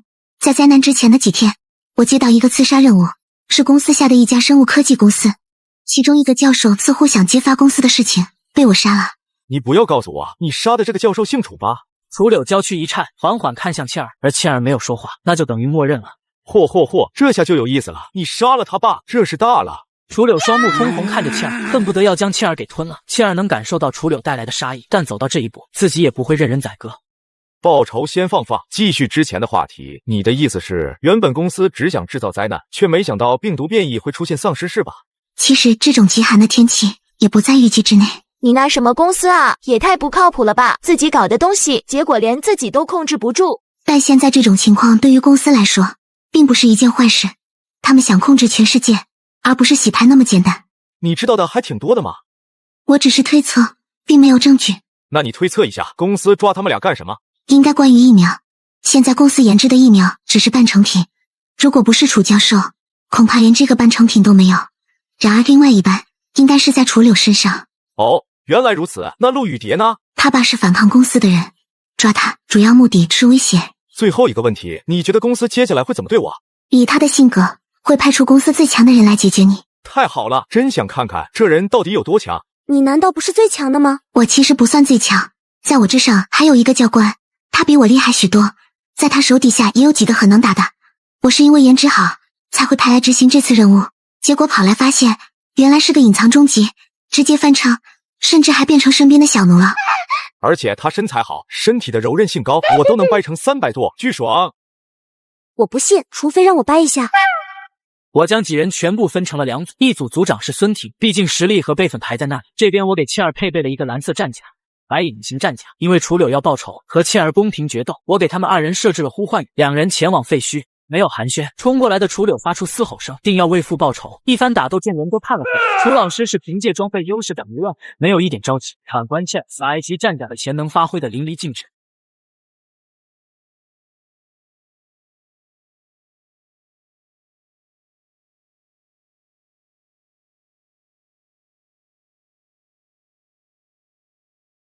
两女最后都是2败俱伤，纷纷倒地不起。我一个治疗术先将楚柳救下。当楚柳看见旁边躺着的切尔，询问得知是自己打了他，激动的他高声呐喊：“大仇得报！你大仇已报，这是就算翻篇了。”好的。紧接着我一个治疗术顿时在切尔身体上绽放，哭泣的楚柳人都傻了。切尔顿时一个深呼吸，坐起身来。我要杀了你！刚刚还说翻篇，也不能这么快变脸。楚柳，你能伤到他，不是因为他弱，而是因为你是 S 级战甲，他是 A 级的机甲。想要报仇，就好好跟他学习，到时候会给你们2个最公平的生死战，不偏袒任何一个。好了，你们2组的组长就是切尔了。完成任务后的奖励就是传授特殊本领。特殊本领大家现在都是有目共睹的，感觉不叫特殊本领，应该叫无敌的本领。陆雨蝶和谢明月2人显得沉默不语，毕竟他们还没有被传授特殊本领。我安排切尔对所有人进行严苛的培训训练。陆雨蝶和谢明月，你俩去好好训练，合格后传你俩特殊本领。谢主人。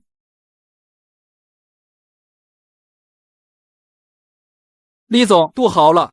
就不能让我安稳2分半吗？不好了，不好了，就没点好消息吗？比如电力马上恢复，通讯马上恢复，人呢？都安排去抢修了吗？李总，比起恢复这些，刚刚有一个小队被灭了。什么？又是哪个小区？一个小队执行任务中，按照惯例解决年纪大的，其中就发生了争执，一个男人被推到了雪里，但他没死，混合了病毒将小队的人击杀。你们不会打死他吗？等着被杀吗？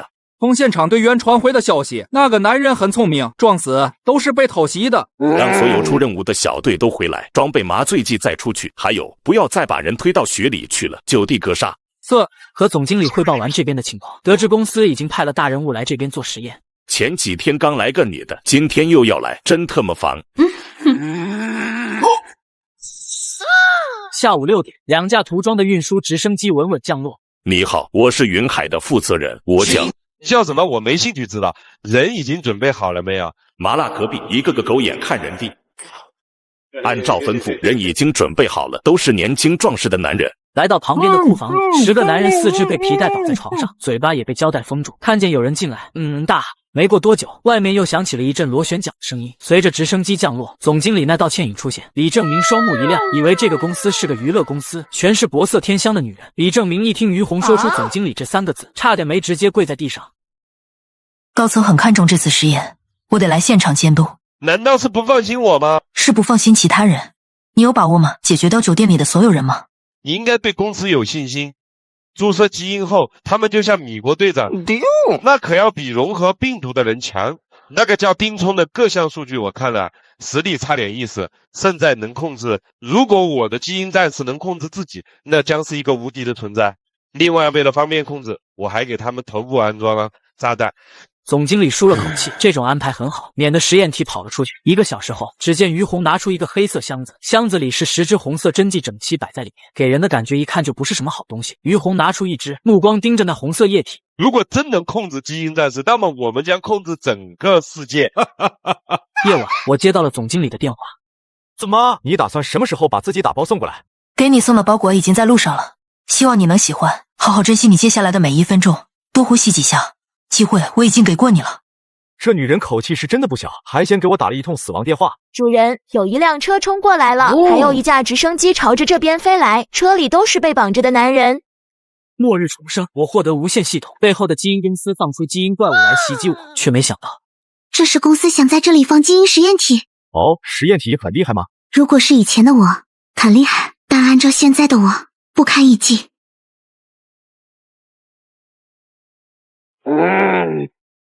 你来杀我，我欢迎，但你搞得我住的地方臭气熏天，那我只能住在你公司去了。快拉升，拉升，拉升！但不管驾驶员怎么拉升，头顶就像压着一座山，看着越来越靠近地面，直升机里的人面如死灰。怎么会这样？无所谓，血已经洒进去了，这些基因怪物自然会朝着目标冲过去。别再让我失望了。随着于红按下按钮，10个男人整个面部因为膨胀4分5裂，相互人让人极度不适。基因怪物发出恐惧的嚎叫声，在这空荡荡的酒店里显得格外的。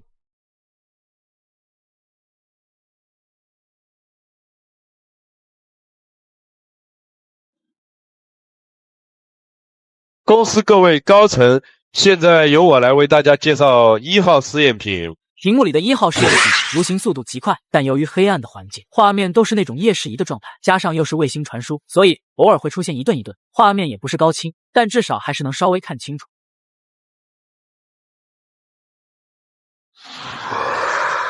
刷，只见一道蛛网袭来，李灵儿直接消失在原地。这就是公司研究出来的怪物吗？太恶心了吧，就不能正常一点吗？刚刚怎么了？是不是错觉？你可真恶心。李灵儿一指冰冻技能发动，基因怪物瞬间瓦解。总经理没想到，他们现在送来的怪物已经变成了别人获得积分的工具。实在抱歉，实验体不稳定，自身出现了问题，请看2号实验体。这是比较成熟的蟑螂，只要不是致命的伤就能再生，其敏锐能力也是相当的强悍，加上极快的速度，在敌人还没反应过来就能将其击杀。哼，希望你别再出错了。楚老师慢慢走在漆黑的走廊上，胸口积攒着满腔的怒火。对于今天没把欠儿解决掉愤怒，甚至还要向他学习。忽然出现的危机让他顿时用出了刚学会的回旋踢。又是一片安静。走廊里，蟑螂基因人被楚柳一脚踢爆了脑，根本就不需要召唤出神装，完全凭着肉体力量就能将这些基因怪物秒杀。这下压力给到基因人这边，开局就损失2个实验体。总经理的脸色已经差到了极点，都不知道怎么交差，全都莫名其妙没了。酒店里不是只有铁柱融合了病毒吗？据情报显示，是的。刚刚明明出现了女人的声音，你别告诉我铁柱是个女的。我看你怎么跟董事会交代。各位领导，2号实验体的信号出现了一点情况，但没关系，3号实验体是成熟版本，狼人在之前的几次实验之中都很成功，不会出现突然死亡的情况。忽然，一道嘻嘻嘻的声音从麦克风里响起，顿时让人起了鸡皮疙瘩。随着3号实验体随着声音靠近，那恐怖的怪异笑声越来越大。西西，我们去杀人好不好？只见走廊上坐着一个人影，双手似乎摆弄着一个玩偶。于红仿佛已经看见狼人扑过去，将这个弱小的女人给撕成碎片，这样才能洗刷之前的耻辱。姐，我找到你了，嘿嘿嘿！画面中人影居然朝着狼人扑了过来，狼人那粗壮的手臂直接挥过去，但居然被这个人抓住，直接摔到了地上，开始了八神庵式的开膛破肚。肉肉，我最喜欢吃肉肉了，嘿嘿，给你做的围巾一定要好好戴上哦，姐。跟这些怪物比起来，自己的基因人简直都是小可爱。堂堂基因狼人被娜娜直接折磨而亡，只要看到这个画面的人都会在心里大喊：这哪是啊，比基因人还基因人！监控室里静悄悄的，总经理和于红瞪大着双目，充斥着惊骇之色，画面直击心灵。我再问你一遍，就只有铁柱融合了病毒吗？我不知道。你现在跟我说不知道，派出10个就是针对铁柱这个例外，但如果还有其他的，那肯定要在这个基础上翻10倍，这样才能保证击杀。总经理也很猛，按道理来说不可能的呀。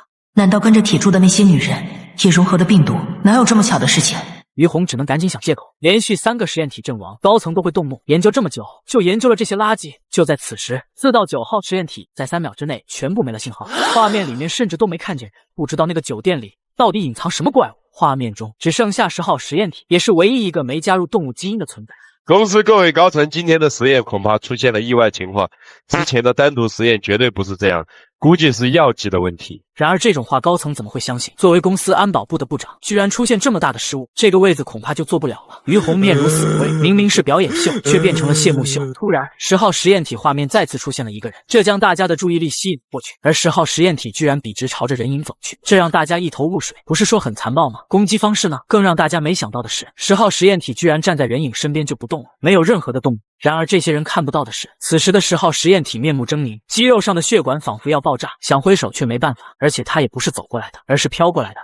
机会我已经给过你了，好好珍惜接下来的每一秒，给你们5分钟时间藏好，5分钟之后就该换我成进攻方。现在开始计时，藏好了，被我抓到就要死。瞬间画面消失，因为10号实验体化成了粉尘，连摄像头都成了齑粉。总经理瞳孔顿时缩小，大口喘息，浑然不知后背已经被冷汗打湿，没有任何的迟疑，快速向外走去。明天我要看到你的辞职信。看着总经理的离去，看着一条条人线中断，忍不住低笑了起来。领导，我现在能做点什么吗？找个女人来让我玩玩。李正明目光一亮，自己养的那些小明星终于派上用场了，只要把这个领导服务好，以后加官进爵不在话下。于红看了看手表，还有4分钟，应该差不多了。这时，只见一个穿着丝袜加小短裙的3线明星踩着高跟鞋小跑过来。李正明告诉他以后，你自己能不能吃香喝辣，就看你自己的本事了。小明星何尝不知道，以前又不是没陪过老板，当时也是为了资源，而现在依然如此。对于自己来说，丝毫没有变化。还有2分半钟，赶紧吧。直升机上，总经理时不时看一下时间，虽然已经飞了很远，但是心里砰砰跳得厉害。快点！再快点，再快点！你听不懂吗？总经理，已经是最快的速度。总经理仿佛破防了似的，从来都是他主宰别人的生命，突然一下互换过来，那种恐惧仿佛就像第一次面对公司。随着最后1秒过了，总经理看向窗户外，除了漫天的雪花，就没有其他的东西。就算再强，也不可能飞过来吧？上集说到，我解决了公司派来的基因人，派孙婷去抓捕经理。让你藏起来，你居然跑了，但你没想到吧，也会飞。只见孙婷拉着总经理飞了出去，回头双眼居然冒出了红色的激光，直升机直接爆炸。放心，一会你会有一个终身难忘的夜晚。美女，哪个小队的有空跟哥们喝杯茶，教你一下末世规矩。那就让我来教你们一个单词，蛋。分成了2队的女人们嘎嘎乱杀，顿时整个桂龙院里响起了警报声，很明显大门是有监控设备。李正明听到这密集的枪声也是吓了一跳，赶紧去提醒领导。当打开门，李正明都愣了，自己的小明星趴在那双目圆睁大了，脖子上一圈通红。那个领导，我们遭到了不明身份的人进攻，给老子滚！杀了我的人居然还让我滚，有本事你再说一句，看老子不抽你丫的！这时听到2声巨大的爆炸，2架正要起飞的直升机直接爆。意识到大事不好的李正明出门刚要跑，也被娜娜来了一个黑虎掏心，门缓缓被推开，我双手插兜走来。你就是铁柱，你是如何从一个送外卖的演变成这样？送外卖怎么了？看不起我？哈哈哈，那倒不是，在我眼里，你就是阻碍人类延续的障碍，必须清除。你们这些大人物就这么喜欢给人扣帽子，打着救援的旗号，将人推到大雪里，美其名曰节约物资，不过就是杀掉对你们无用的人罢了。难道不应该吗？如今天寒地冻，物资难寻，难道要将宝贵的物资分配给那些无用的人？想到你还有这种想法，天真可笑。每当灾难来临的时候，都会有一群人站出来抵抗灾难，而你们却妄图控制所有人。我们是有思想的人，不是牛马，也不是你们公司随意摆布的工具。你真是对公司一无所知。其实你对我也一无所知。人类对力量的追求从来没停止过，也不会停止。你确实强，但对上我，你毫无胜算。说完，于红直接拿起10支药剂注射到身体里。好强的力量，这就是我毕生追求的力量。只见于红整个被炸开，森白的脊椎骨宛如尖刺一般生长，皮肤上渐渐浮现出鳞甲状物质，一双手更是延伸而出，更像是军马吕变身。你变身就变身，能不能不要变得如此的恶心？你们可真是个变态的公司。正要发动最猛烈进攻的于红，却被我打的一个响指暂停。飞跃起来的于红一下停顿了，身躯再次鼓胀，砰的一声碎裂一地。主人，人带来了。你真以为躲在屏幕后面我就拿你没办法吧？本公司不会放过你的。相比起逃跑的你，我更欣赏刚刚那个给自己来几针，为公司鞠躬尽瘁。什么？于红居然死了，甚至注射了那么多针，都没办法打败他，怎么可能？当总经理看到切尔后，疯狂给切尔暗示，见切尔没有说话，经理大喊：“切，你还在干什么？杀了他！”然而切尔只是站在原地没说话，仿佛根本就没听到。我把枪递给了切尔，示意让他解决了总经理。这一幕，孙婷、安白、叶青衣太了解了。这就是主人的一场测试，准确的来说，主人的测试每时每刻都在进行着，但这次似乎有点不同。这个女人还很有姿色，按照主人的性格，不应该拿着皮鞭进行一连串的教导吗？让她改邪归正，从此走上光明大道。一番痛苦挣扎的切尔说了句对不起后，就开了枪，看着切尔的身体缓缓倒下。这个举动更是让所有人都没想到。我将手枪丢给总经理，他为了你死了2次，你要是还有点良心，就下去陪他吧。接过枪的总经理怒目圆睁地看着我，直接对我清空了弹夹，但总经理却看见子弹全部悬浮在我的面前。给你机会，你不中用了。我朝着一颗弹头伸出食指一弹，总经理直接永睡。离开之前，叶青衣凝聚一个大火球，随着爆炸声响起，桂龙院化为一片火海。2个半小时后，一架直升机降落在桂龙院，随着舱门打开，一个披着貂皮大衣的男人跳下，长相英俊，身材挺拔，他叫问成，代号太子。报告，发现于部的胸牌。于洛尼老师就算今天晚上不死，公司也不会让他好过。搞了那么久的实验，结果全部记了，还说出那么可笑的借口。于洛握紧双拳，于红不只是老师，也是父亲，虽然不是亲生的，但也是被于红从小带大。报告太子，这边发现了一具烧焦的人，通过 DNA 比对，正是总经理。这时候又从远处飞来一架飞机，悬停在上空。只见一道人影直接从身飘。人头呢？人已经不在酒店，估计是害怕被报复跑掉了。太子，如今需要新的任命，云海也需要新的负责人，这些事情还需要你来定夺。只要这个凶手活着，那就逃不过公司的追踪。铁柱，你最好给我藏好了，别让我找到你，我必要报你赶我女人的仇。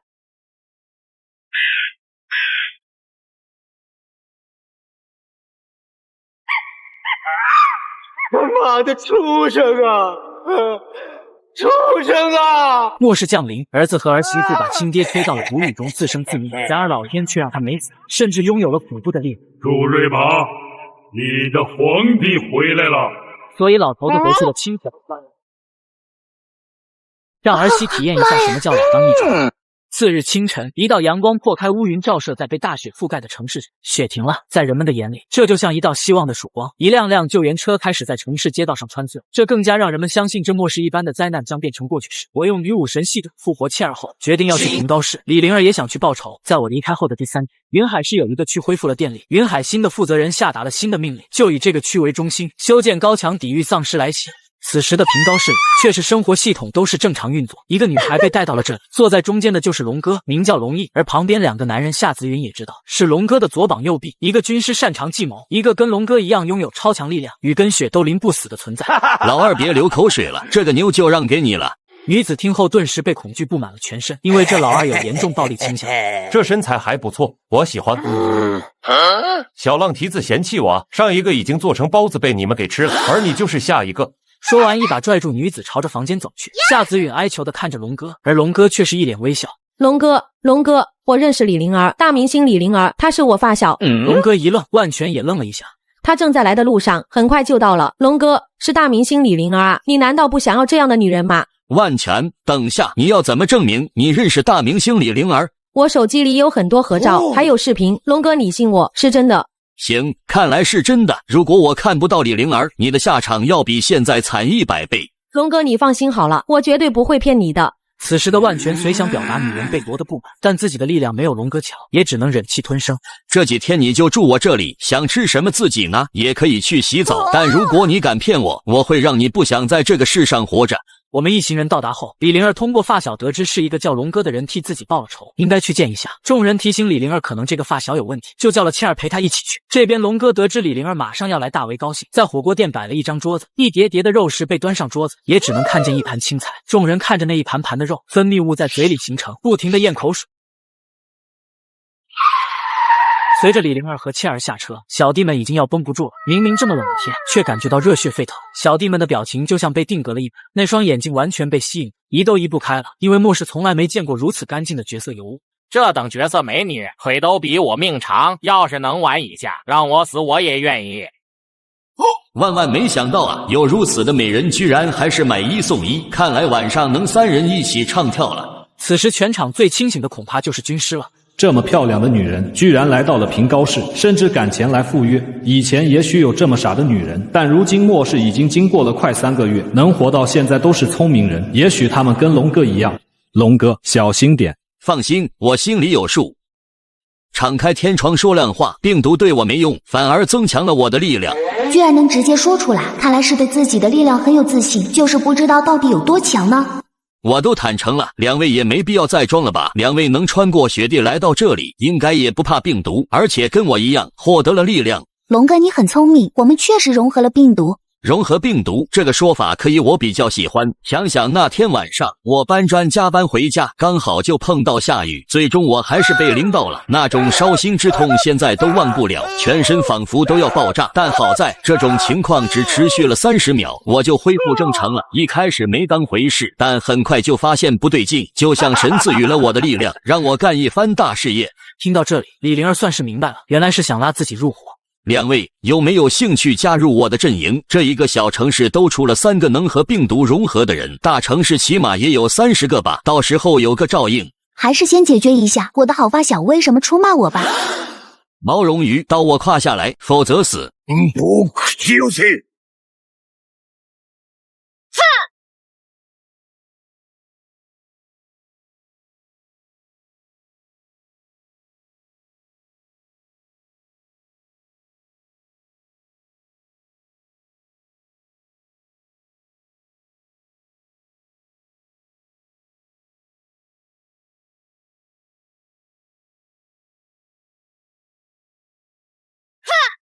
只见夏子允瞬间全身都被冰冻，只剩下一个头能活动。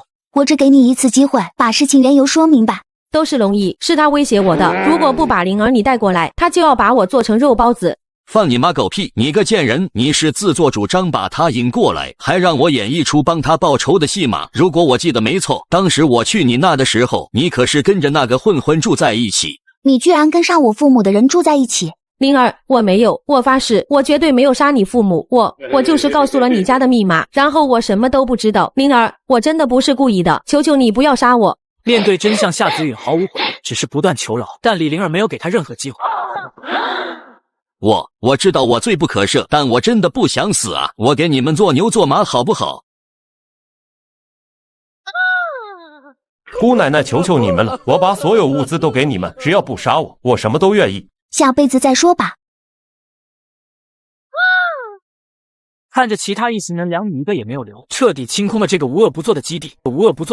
此时的屋檐市里的病毒融合人并没有分成2派争斗，而是被一个80岁的老头召集在一起。最开始只有4个，而现在病毒融合人达到了8人。他就是这个团队的老大程大，自称爷爷。灾难开始，他一直跟着儿子儿媳住在一起，但随着食物的消耗，家庭已经负担不起他这个老人，亲手被儿子和儿媳推到了里，那是一种世上最痛的。然而老天却让他没死，甚至拥有了恐怖的力量，所以老头就回去杀了儿子，让儿媳体验一下什么叫老当益壮。这8个人全部都是末世之中的弱势群体，边缘人。如果不是融合病毒，那么只有死。末世给了他们一个机会，他们直接化身成了地狱恶魔。老杨，还剩下几个小区？他叫杨福宗，独自居住。他被自己小区里的人排挤，被赶进雨里，而自己却得到重生，被程大福救了。爷爷，除了这个小区，还剩下一个小区。屋檐市基本上也没什么人了，希望这2个小区能产生出一个。是啊，这异能者产出概率实在太低了。无所谓，严从文跟那个小屁孩已经去高平了，如果他们不愿意进入我的团队，小屁孩会把他们都杀了，到时候再在高平市进行筛选。爷爷，那公司那边又如何回复？先吊着，我辛辛苦苦组建的团队可不能白白给他们服务。呀，人都聚集好了。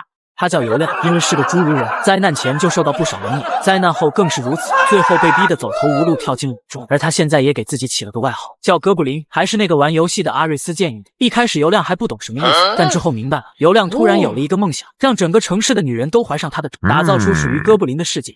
哟，这不是练习2年半的哥布林吗？她叫沈仙丽，身材也是很哇塞，每天在酒吧里陪富二代玩耍，这就是她的工作。只要给红包就行，只要够厚，过夜也行。末世后，她却最喜欢切男人的二弟，因为她在末世差点被嘎掉。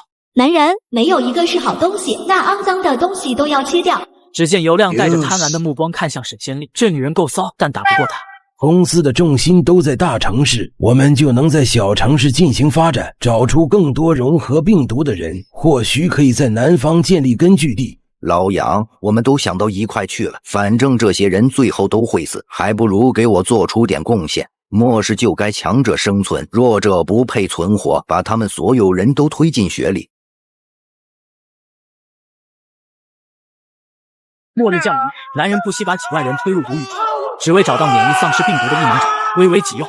在得知我的异能后，男人派人前来抓捕我，却不料派来抓我的2人轻松死去，而我顺着杀手留下的线索一路追到了。此时只见2个人影快速跳，很快就抵达楼顶。应该就是他们了。真是一群蠢货，这些死掉的人到时候全部都会变成丧尸的。组长虽然是蠢了一些，但也是一股不小的力量，别让公司的那些人抢在前面了。这些垃圾也只有公司才看得上。这时只见天上掉落下2人，程大福众人看去，发现是他派过去的2人早已没了呼吸。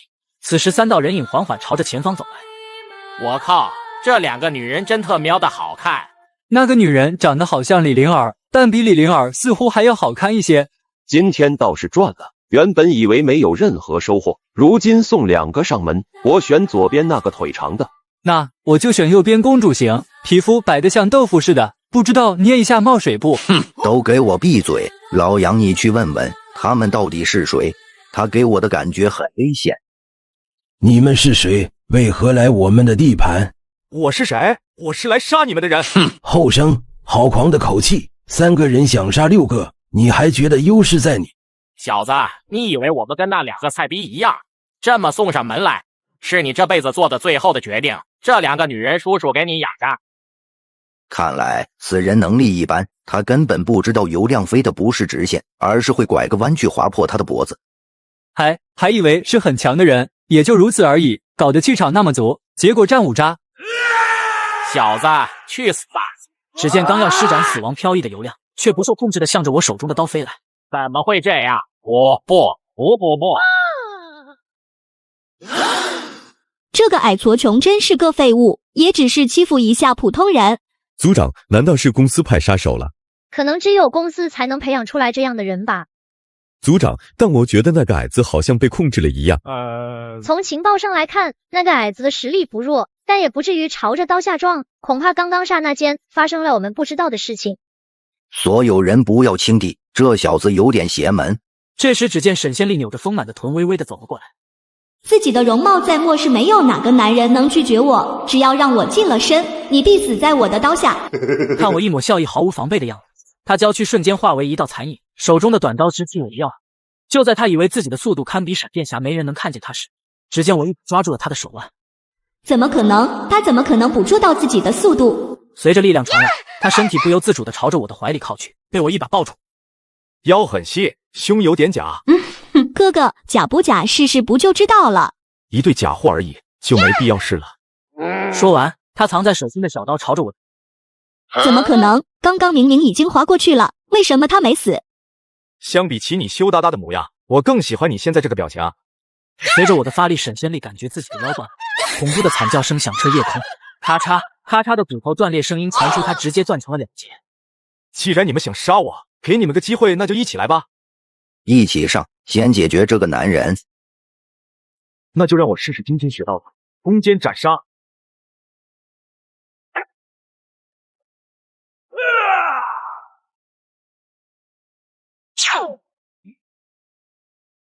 一瞬间，4人只剩程大福1人。走，我们是公司的人，杀了我公司不会放过你的。这事还跟公司有关？原来你也知道公司，那你应该也知道公司的手段。他们主人要去找公司吗？如果猜的没错，应该是在省城。先处理一下房顶上2只偷偷摸摸的老鼠。我的戏可不是什么人都能白看的。楼顶上的2人知道自己暴露，刚要逃跑，却被一股巨大的吸力拉扯过来，那种让人窒息的气场顿时让2人呆愣在原地。看了这么久，有什么结论没有？也很强，再说废话，你们的下场跟他们一样。我们这次过来是为了找他们，因为他们在屋檐市滥杀无辜，我们来的目的就是制止他们的行为。但是你们突然出现，所以才在这里看看情况，不要误会。我再给你一次讲真话的机会。话刚落音，旁边的男人突然缓缓飘了起来，双手全部被无形的力量拧断。他怎么知道我在说谎？我说，我们是来招收他们的，抢在公司之前，但他们却被你解决掉了。明明就是来招人，却被你说成来为民除害。在我看来，你比他们更加虚伪。我和你拼了！看来你还没有意识到一个问题，在我面前，你们任何的势力都没有反抗的余地。你休想从我嘴里套出任何消息，要杀要剐随便。你要干什么？刚刚的交流尚浅，让我们深入交流一下。我背后的势力不会放过你，他们会为我们报仇的。我喜欢你这张嘴够硬，希望能一直硬下去。时间还早，我们去一趟省城。湖州最高的建筑原本是巨鼎集团的办公楼，而如今已经变成了曙光会的总部。在最顶层，原本的办公室已经改成了圣女的居住之地。在落地窗旁站着一道倩影，光是看着那妖娆的体态就无法自拔，而那张容貌更加惊为天人。如果用铁柱的话来说，这已经是跟李灵儿一个档次，评分高达89的女人。末世降临，一块饼干让校花投怀送抱，一块面包就能让你们对大红大紫的明星为所欲为。当我们回到李灵儿家时，发现房子却被别人给霸占了。你们谁呀？乱按什么？小心我去曙光会告你们，让你们接受审判。大姐，这是我的房子，你住我房子干什么？什么你的房子？这是曙光会发放的房子，只有为城市做出贡献的人才能住。你不会是原来的房主吧？呵呵，赶紧去曙光会看看吧，现在的房子可不多了。不过你们俩长得这么好看，只要当狗，大把男人愿意收留你。我不知道什么叫曙光会，我只知道这是他的房子，你们马上滚，还能饶你们一命？吆喝，知道我老公是干什么的吗？曙光会执法组的，随便给你们安排一个罪名，就让你们死无全尸，送去当实验体。此时只见他天不怕地不怕的儿子，听见我们争吵也拿着武器便冲了过来。还抢到我家里来了，知道我爸是谁吗？老子弄死你们！老公啊，快来啊，你儿子被人杀了。你们是谁？敢杀我儿子？我是执法组的人，你们将受到圣女的责罚，面临曙光会的审判。我不认识你说的什么狗屁圣女，敢侮辱圣女，我跟你拼了！看来这个圣女有些手段，在这么短的时间，能让普通人为她义无反顾去死。这个圣女应该就是公司在湖州的代理人，相比起我们在云海的那两个，她的手段更加厉害。但她刚刚倒是给我出了好主意，侮辱圣女。随后我在外面打听得知，其实一开始并不是曙光会控制着城市，而是巨鼎集团。那个圣女靠着美貌自称就是圣女，蛊惑了好多忠实信徒，甚至都不需要圣女说话。那些信徒跟疯子似的把巨鼎给推翻，将湖州交给了圣女。而我帅气的外貌和气质也被意外认成是公司上层来的领导。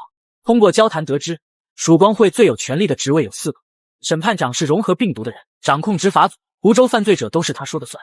总督负责湖州的安全，他本人也是一个融合病毒的人。副会长管理湖州日常需求、分配物资等，会长管理他们3人，同样也是融合病毒的人。而圣女的优势，早期就拉拢了融合病毒者，推翻了巨鼎集团。主管，刚刚那大哥到底什么来头啊？你傻，人家出手就是阮中华，毛子应该就是公司的人。然而随着越来越多的人知道，这消息越传到后面就越离谱。公司高层秘密来湖州市场工作。我去，他是公司最年轻的董事长，难怪这么嚣张。此时在圣女的身边还趴着一个谄媚又虔诚的男人，他如同一条忠实的金毛，想尽一切办法讨好眼前的圣女。他就是公司驻湖州的经理。公司已经派人来了，请圣女放心，有我在，公司不会阻碍到圣女的计划。如今公司换了总经理，这位太子可不像之前那个女人好应付。圣女在上，太子区区蝼蚁，哪敢与圣女争辉？届时公司也将成为圣女麾下的信徒。你去看看这个公司派来的人。是，还请圣女赏杯圣水。只见一个精美的瓶子放在经理双手之中，里面是金黄色液体。还不快去！我可不想湖州发生动乱。是，遵命。看着经理一脸满足的离开，圣女露出轻蔑之笑。自己这张惊世容貌，没有男人能抗拒，哪怕对方真是神。湖州只是开始，公司也迟早是我的囊中之物。所有的人将成为我的子民，神会赋予你们光明，而我将赐予你们希望。门外离开的经理意犹未尽，拿着手里的空瓶子猛吸圣女留下的香味。你居然得到圣水！我为圣女排忧解难，得到圣水不是很正常吗？审判长看着眼前这个娘娘腔的经理，贾勇后槽牙都要碎了，自己已经很久没喝圣水了。对了，听说你们7组的人都叛变了，跟了一个据说是从公司来的人。你在做什么？我当然是圣女最忠实的追随者，休要在这挑拨离间。走吧，圣女让咱俩见见这个神秘人。呸！等你没用了，第一个就宰了你。还有那个叫铁哥的，让我看看你是个什么来头。不一会，只见审判长、经理都来了。你就是负责湖州的经理？经理脸色巨变。看来这真是公司高层，对自己了如指掌，而且听他的语气，似乎是来问责的。不知道是公司哪位领导突然来访，我都没好好招待。公司招待我？你那总经理要是泉下有知，你有如此胆量，多多少少要让你多管几个城市。只见经理顿时全身一僵。总经理的死可是绝密消息，一般人哪会知道，而自己也只告诉了圣女。看来他真的是公司的高层。不过你既然想招待我，给你个机会，叫你们的圣女亲自过来招待我。放肆！圣女岂是你能亵渎？哪怕你是公司的高层，亵渎圣女，此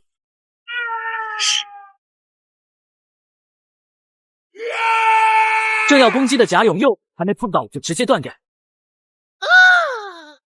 我的手没有了，日后怎么为圣女效力？圣女都会嫌弃我。主人让你死，那就没人能活。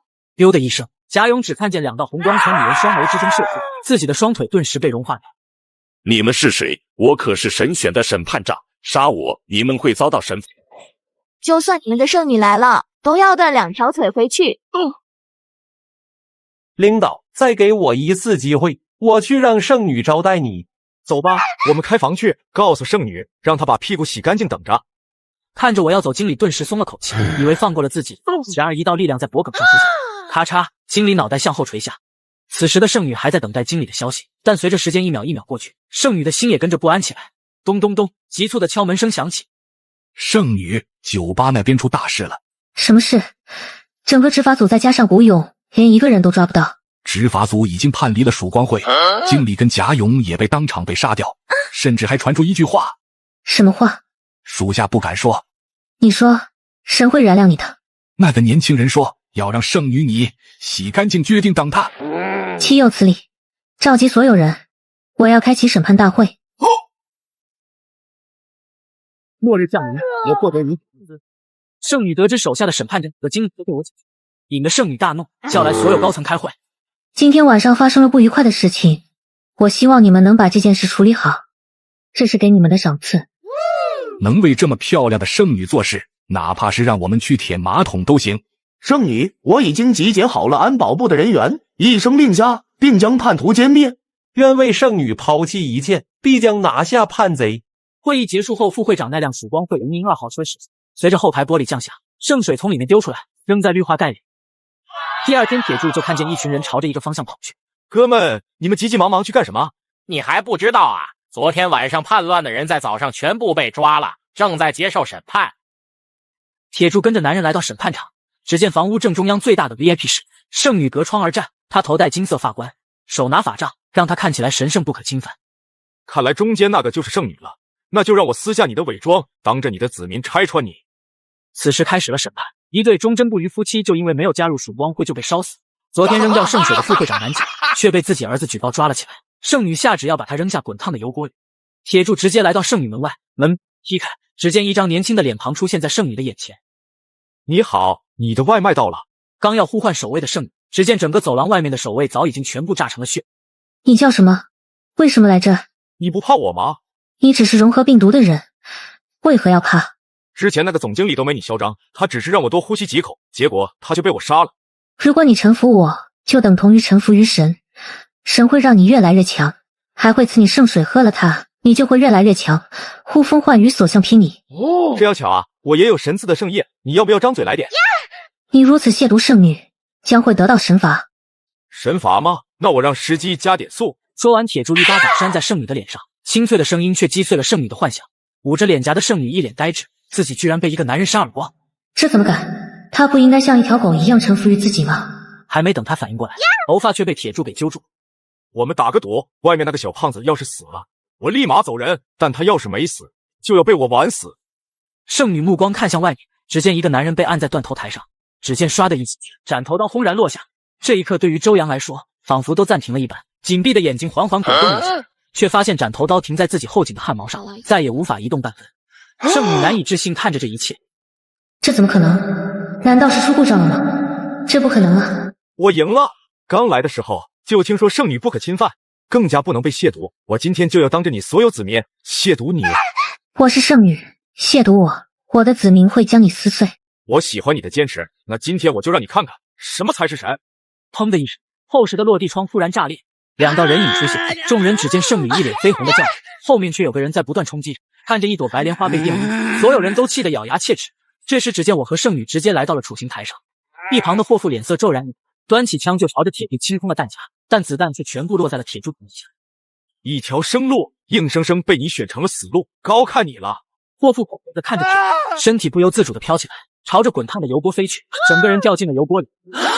所有人跟我冲！他敢亵渎圣女，杀了他！然而铁柱只是踩铁石，周围的战士全部统统原地炸成血。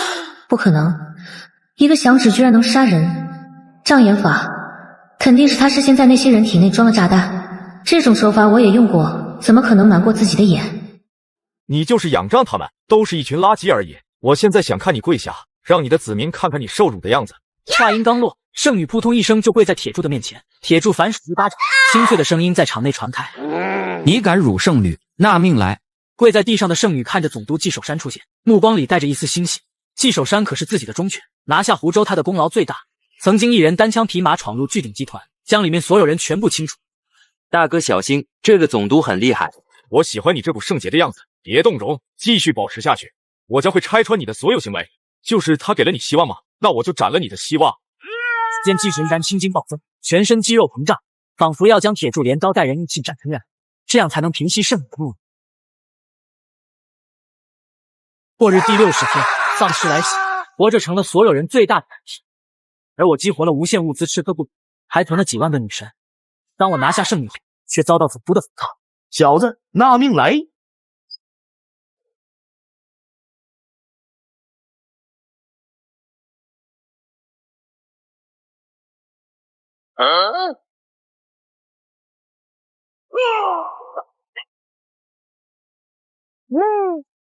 此时的圣女表情战栗，她没想到那么强的季守山居然被铁柱给一刀斩了。还要装吗？圣女！对了，那边的会长大人，你不应该来解救圣女吗？圣女，看来你的狗对你不够忠诚啊，那我就帮你一个忙，替你清理门户。此时圣女直接道心破碎，自己引以为傲的阵容被我轻而易举就被击碎，更是击碎了末世这2个月的努力。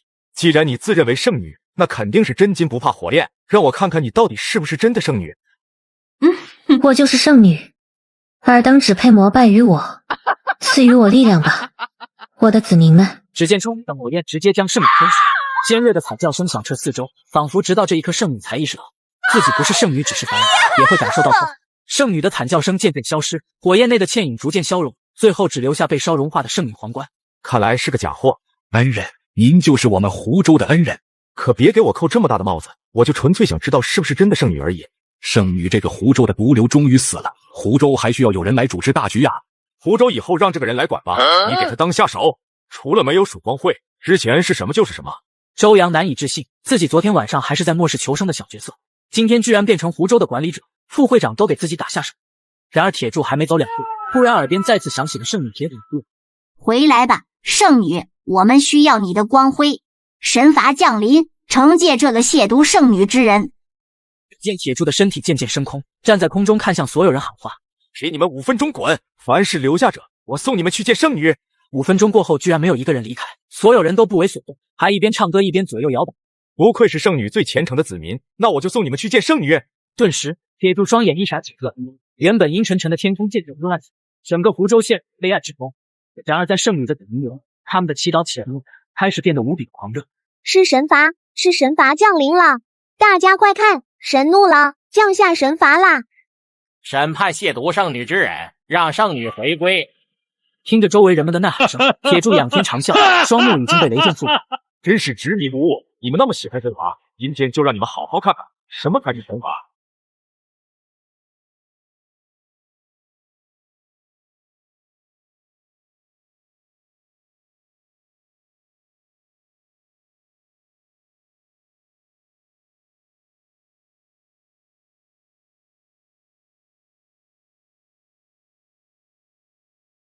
刹间，那一片的人全部化为齑粉。与此同时，公司分部一架直升机盘旋在一望无际的平原之上，一个洞井呈现在下。随着直升机稳稳朝着下方降落，地面再次合拢，根本看不出这里有个秘密基地。地下更是别有洞天，一层层的建筑环绕，穿着白大褂的科研人员，还有穿着作战服的战士，还有穿着西装的管理人员，所有的一切井井有序。随着直升机停下，这正是现任总经理问成，代号太子。人找到没有？并没有找到，应该是害怕躲起来了。给我找，就算掘地3尺，都要把他给我挖出来。走进屋里的太子快步来到客厅，随着帘子从两旁收缩，里面是一个隔离房，被一个巨大的玻璃相隔。问成手掌按在玻璃上，那双眼睛变得柔情起来。亲爱的，我回来了。一只枯竭的黑炭手掌缓缓伸过，重叠在问成的手掌上。嘶吼声顿时响起，重叠的手也变成了吹打玻璃，嚎叫声响彻四周。只见里面居然是一具丧尸，但和别的丧尸不同，他全身焦黑，甚至连五官都融在一起。此时也是狰狞可憎，他正是前任总经理。问成并不打算将心爱的女人埋葬，想尽一切办法要将她给复活，唯一办法就是给她注射病毒，将她变成丧尸，再研究血清让她变成正常人。你放心好了，伤害你的人我一定会亲手抓住，当着你的面将他杀死，将他碎尸万段。白人他饿了，血鲜嫩的。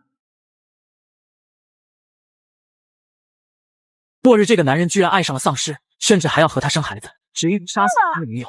为了复活女友，只能让他变成了丧尸，寻找解。白人他饿了，血鲜嫩的。只见一个年纪不大的女人被拖进屋内。大哥，你让我干什么都行，我不想死。来到隔离房外，直接将女人锁进，按下关门。只见焦黑的丧尸冲了出来，余晖转身离开，静悄悄的屋里只剩下细微的咀嚼声，让人汗毛倒竖。此时，太子和余洛一行人来到一处会议室。各位，这次公司的整体实力将上升一个台阶，总部已经研究出完善的疫苗。太好了，终于有救了。完善的疫苗是从融合病毒者身上提取出来，普通人依然只能靠着半成品疫苗。总经理，那我们什么时候可以大规模生产？这样就可以免费给所有人用了。各位，我们不是慈善公司，能在灾难之中让一批人幸存下来，也将是极限。我不想听见以后还有人说出如此愚昧的话。清楚了吗？清楚。除了疫苗，总部已经研制出病毒融合剂，请看 VCR。随着视频播放，屏幕上一个公司的战士正在接受融合剂的注射，可以看见战士还是很紧张。随着红色融合剂注入到脖子，瞬间一条条血管从皮下涌出，痛苦的喊叫声让人心寒，一股机械声同时响起。融合程度1%、2%、8%。在达到8%的时候，战士那痛苦的喊叫声停止，融合程度也定格在8%上。各位应该都看见了，视频中的实验体只能支持到8%的融合程度，如果再坚持下去，他全身的血管都被爆裂。太好了，公司的实力太强了，这么短的时间里就能研制出没有副作用的融合剂。注射融合剂的人每隔一段时间都需要注射血清，不然依然会爆体而亡。这是刚刚那名战士融合病毒之后的评估。只见视频里的战士能将车门徒手扯下，一拳将墙壁打出了一条条裂痕，甚至在面对手枪射击的时候，能快速做出反应进行躲避。奔跑和跳跃已经远超普通人类，完全达到了普通病毒融合体的实力。各位，这个战士只是最弱的一个，如果解决了动物基因融合，那将是人类的一次蜕变。在座的各位都是见证者。太子的一席话让大家热血沸腾起来。这次的病毒虽然杀死了很多人，但也能让人的基因更加强悍，更是觉得这是一场因祸得福的结果。总部也将这些人统称为新人类，实力从弱到强的顺序是 C、B、S。过几天，西级新人类将会派往各个主要城市维护秩序。我不在的这几天，各个城市情况如何？各个城市陆陆续续出现病毒融合者，有一些达成了合作关系，还有一些成立了一个叫据点的组织在和公司对抗。这些不知天高地厚的家伙，等公司第一批新人类抵达，就是他们的末日。对了，太子，今天还有一件事，湖州的经理今天没有签到。听说湖州还有一个圣女，长相极美，这个经理是不是被迷住了？属下不知。从今天开始，一些表现好的经理嘉奖，而表现不好而消失的死。我现在有100只药剂，召集体格强壮的战士来注射。很快，100名的战士被挑选出来。你们很幸运，成为分部第一批新人类。我只有一个要求，再痛也要被我忍着，别浪费我带来的融合剂。听清楚了没有？凡是达到 B 级立马提升为小队长，达到 A 级者提升为大队长。要是你们之中能产出 S 级新人类，那么分部的安全主管就是你的。等级的划分为 1% 到 10% 为 C 级， 11% 到 20% 为 B 级， 21% 到 30% 为 A 级， 31% 到 40% 为 S 级。随着实验开始，只见第一名战士被注射后，战士双目圆睁，发出恐怖的惨叫声，他仿佛全身的骨头都在碎裂，大脑就像被充气，随时都能爆掉。融合程度 1%。给我忍住，这才刚刚开始。太子，我感觉自己要爆了。忍住，爆了再说。融合程度 2%。现在每一秒对于战士来说，仿佛就像1个月那么久，这种痛深入骨髓，根本就不是人类能承受。融合程度 3% 后，战士直接双眼穿痛晕了过去。融合结束，融合程度 3%， C 级。废物，老子辛辛苦苦搞来的融合剂，就是让你们成为最垃圾的，谢济吗？只见太子突然脱掉了外套。我不需要废物，没达到10%者死，包括我自己。来，给我注射。剩下的99个战士没想到太子居然自己上阵，将太子的四肢牢牢绑住后，医护人员开始了注射。霎间，太子全身肌肉紧绷，血管鼓胀，但他没有叫出来。融合程度 1%， 融合程度 3%， 融合程度 10%。日降临，我获得了无限物资系，只要屯美女就能升级。就在我解决了胜利，新任经理却要以身试药，是要成为 S 级新人类，找我复仇。这点痛算什么？哪有失去最爱之人痛？在达到 10% 的时候，问成的双目开始充血，全身通红，宛如火烧一般，甚至能看见皮肤下一根根血管。丁，融合程度 11%。瑜伽兄弟站在旁边都感觉到太子身上所散发出来的热量很大，他身上的血管仿佛膨胀到要爆裂了。丁，融合程度 19%。问成的那张脸开始变得扭曲狰狞，一双眼睛通红一片，加上那狰狞的面孔，让人胆寒。丁，融合程度 22%。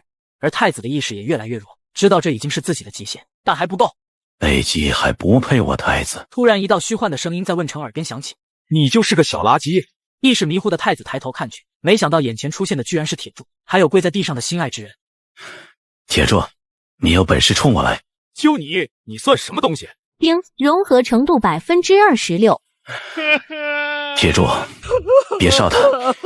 你杀我，我求你了！周围的所有人都被镇住了，因为太子他正朝着空气疯狂的大喊大：“你求我，我就要答应，这显得我很没面子。”不要！我丁，融合程度 29%。太子看见心爱的人缓缓倒下，此时全身的痛都顶破心。你又能奈我何？太子看见铁柱用着藐视的眼神看着自己，甚至继续朝着心爱之人继续开枪。铁柱，我要杀了你！不管你躲在哪里，我都要把你找出来，将你的肉一块一块切下来。丁，融合程度 30%。带着复仇的嚎叫声，太子终于意识模糊，陷入了晕厥。融合结束，融合程度 31%， S 级。刚要去扶太子的于洛却被一只强有力的手掌握住，于洛差点感觉自己手腕要断了。我还没弱到要人扶着，想要在这末世之中存活，那就要死而后立，才能破茧而出。说完，一拳轰向身边的水泥墙，轰的一声，直接将墙壁一拳击穿。大家倒吸一口凉气，病毒融合者只能在这种墙壁上留下裂缝，太子居然能一拳击穿。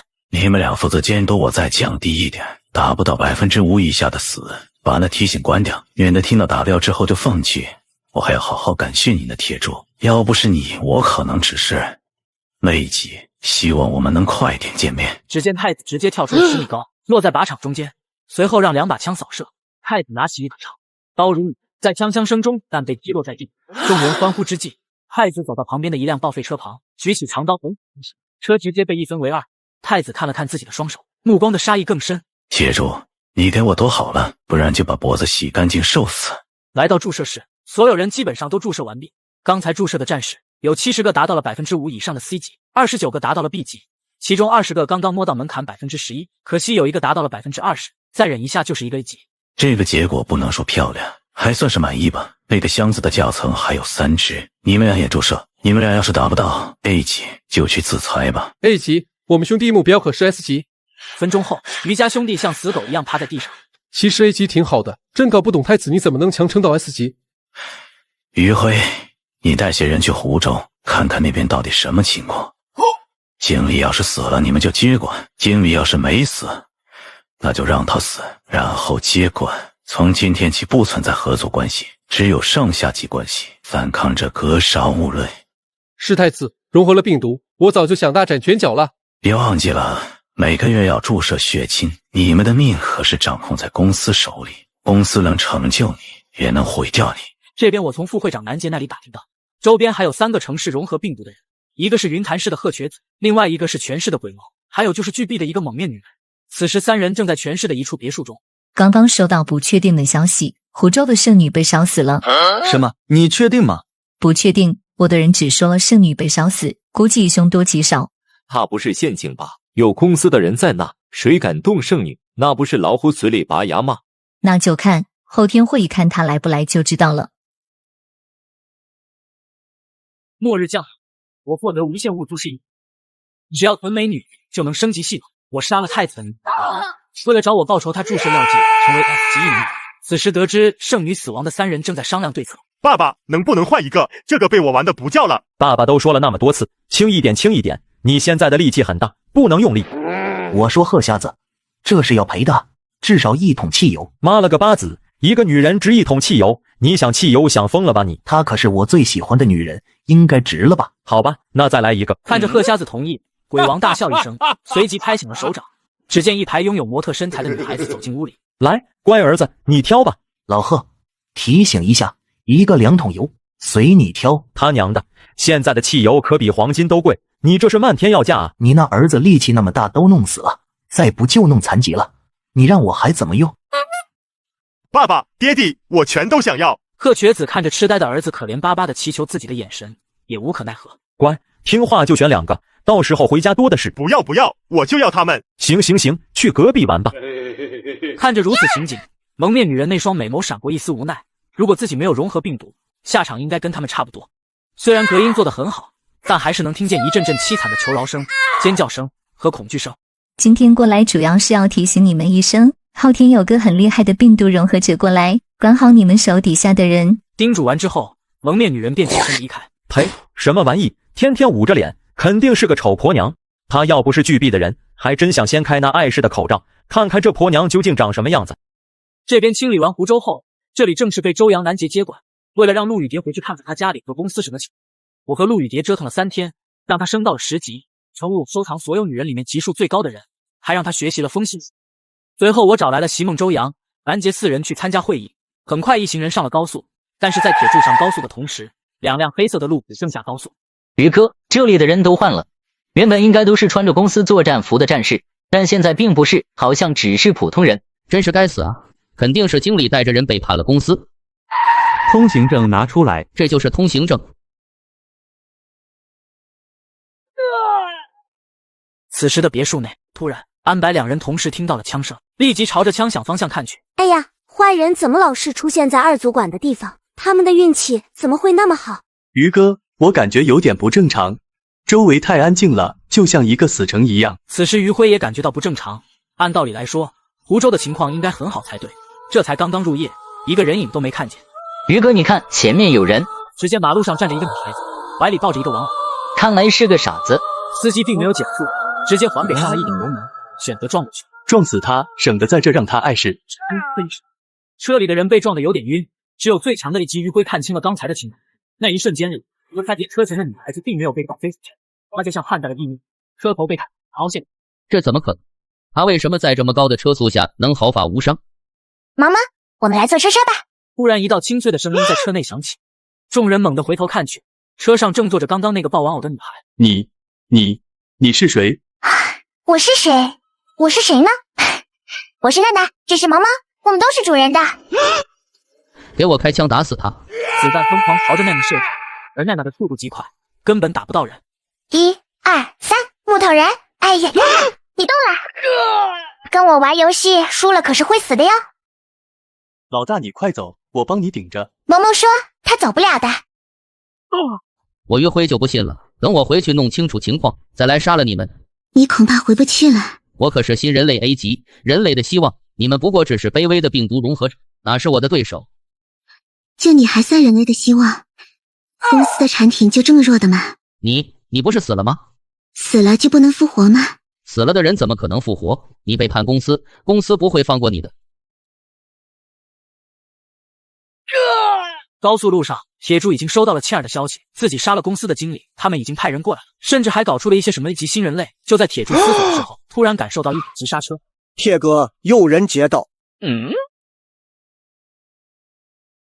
我有个东西掉了，你帮我捡一下。好的。末日降临，一块面包就能换校花，一瓶水能让女明星俯首称臣。童真末世的我获得了无限物资系统，只要囤积美女系统就能升级。铁哥，有人接到。只见前方几十人手里拿着武器，还有几人拿着 RPG。早就听闻湖州有一圣女受万人膜拜，今天也不想做什么，纯粹的也想拜拜圣女。不愧是圣女，要是你成为我的女人，那我这面子就大了。不知道圣女给不给这个面子？既然这么喜欢圣女，那我送你去见她。兄弟们，他嘎了老大，替老大报仇。你没开保险，我来教你。同时，在另一个地方，一场重要的会议正在进行中。妈的，这个圣女好大的排场，到现在还没有来。大哥，您换新手机了，挺贵的吧？是啊。那旧的呢？让你回收了吗？收你妈！旧的老子撇地上，直接砸碎了。各位稍安勿躁，今天的主题是物资交换还有1秒的分配。你们如果还想分配1秒，就都给我听话点。随着铁柱的到来，会议室内的气氛瞬间变得紧张起来。看来新来的确实很不懂规矩啊。我是来交换物资的，不想惹事。小子，你怕是来错地方了吧？而且你的性别怎么看也不像圣女。圣女，她来不了了，被我烧死了。对了，刚才路上遇到劫道的，你们谁认识？你敢杀我弟，今天神仙也救不了你。怒火拳。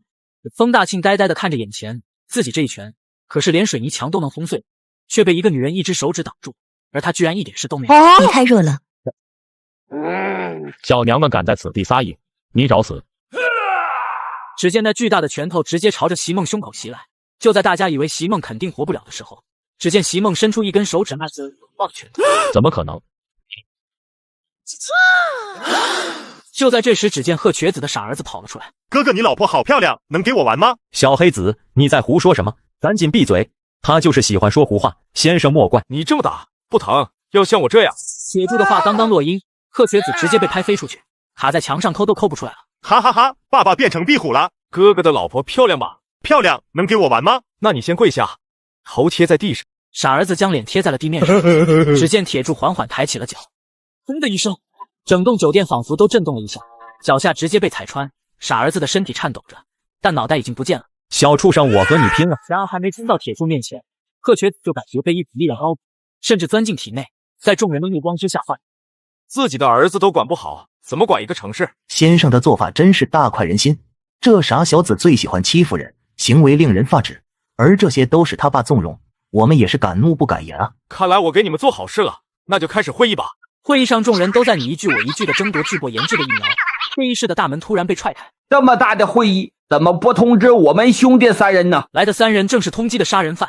末日获得异能的他们变得更加凶残，肆无忌惮。不知道3位来这里的目的是什么？我们来这里只有一个目的，要么被在座的各位打死，要么打死在座的各位，派出你们的强者。我的拳头已经饥渴难耐了。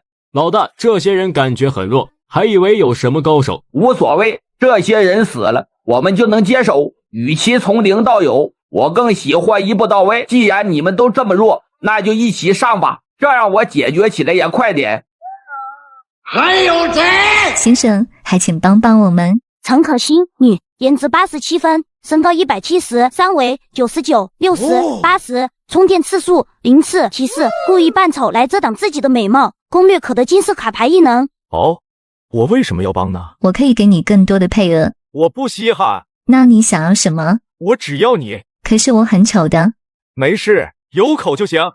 小子，这么看不起我吗？别吵，我正在泡妞呢。你找死！苍蓝霸气给我开！怎么样，议长？答应吗？给你3秒考虑时间，不答应我就走人了。3、2、1。好，我答应你。铁柱直接摘下了陈可辛的面罩，谁都没有想到议长不是丑女，还是个大美女。看着正在卿卿我我的铁柱，吃醋的席梦一记烈光拳就将3人全部。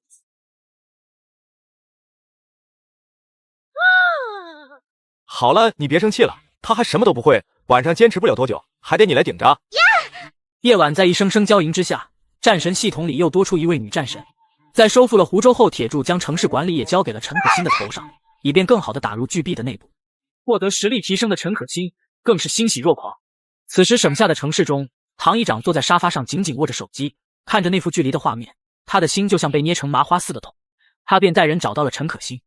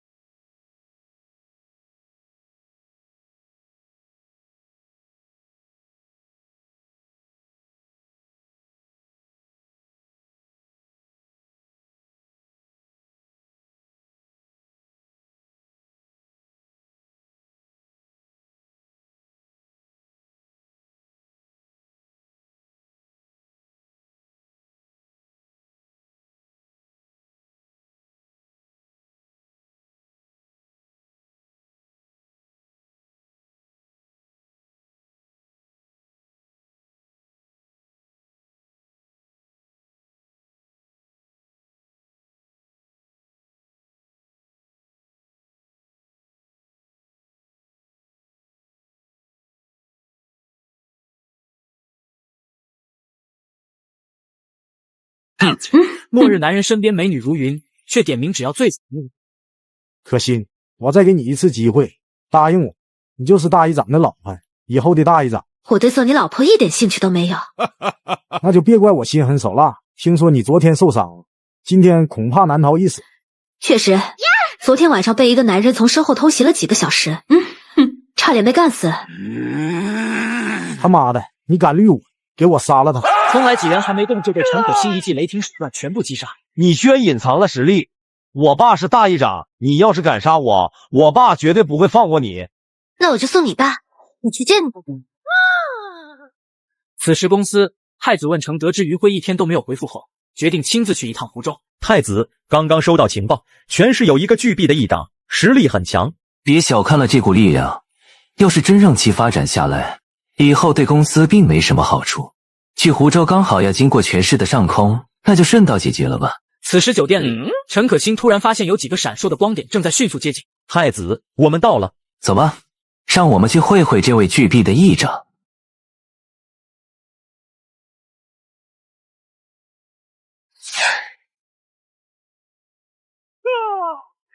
各位大哥，是住店还是找人？我们是来杀巨币议长的。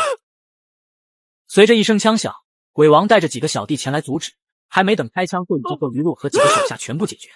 你自称鬼王，那你到底是人是鬼？我是大哥的鬼，大哥让我咬谁就咬谁。你倒是变得很快，那给你个机会，把议长的人头给我送来，饶你一命。不用找了，回来了。你就是议长吗？你们是谁？我们是谁？这位就是公司的总经理，大名鼎鼎的太子。鬼王人都傻了，之前只听说过公司的经理，今天却来了个总经理。没想到这位是在经理之上的总经理，难怪会有如此的实力。不知道总经理亲临有何指教？巨币最近的动作有点大，不把公司放在眼里，就拿你开个刀。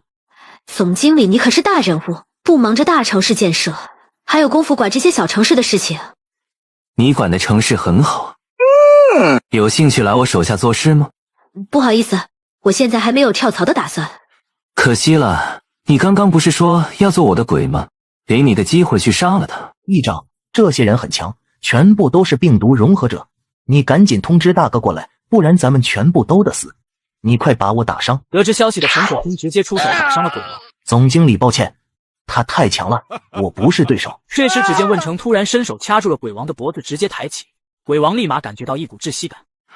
我也很讨厌背叛者，我帮你解决。咔嚓一声，堂堂权势的鬼王直接被捏死在问成的手中。快点杀了他，别在这种小地方浪费时间。冲来的 C 级小弟被陈可辛脚杀了。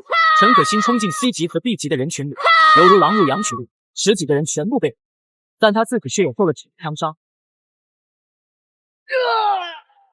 看着还有很多人朝自己围拢过来，陈可辛下定决心，就算是死也要多杀几人，先朝着于洛袭来。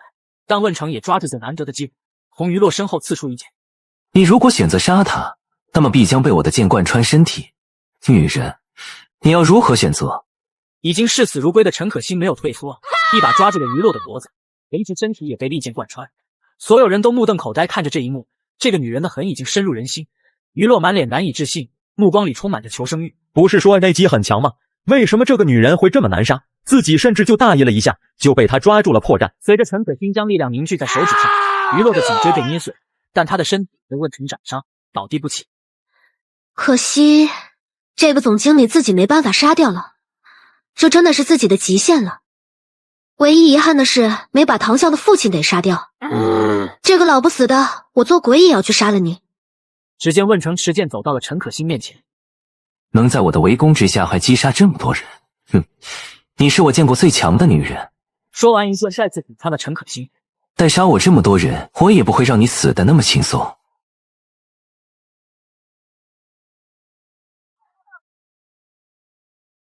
如果再让我强一点，你也会被我撕碎。抱歉，这世上没有如果，慢慢体会死亡呼吸将是你最宝贵的东西。坐在地上的陈可辛狠狠呼吸着，脑海里回想起这一生的经历。就在他意识也越来越弱时，忽然陈可辛看见一个人站在面前。你可真是个废物，被打成这样。然而准备离开的问成停下脚步，听到身后传来的声音，回头看去，当看见那背影，立刻力气顿时全身上下。这个背影自己在梦里面见过无数次，真是踏破铁鞋无觅处，来全不费功夫。今天我让我知道死字怎么写。谢谢观看，更多视频主页查找。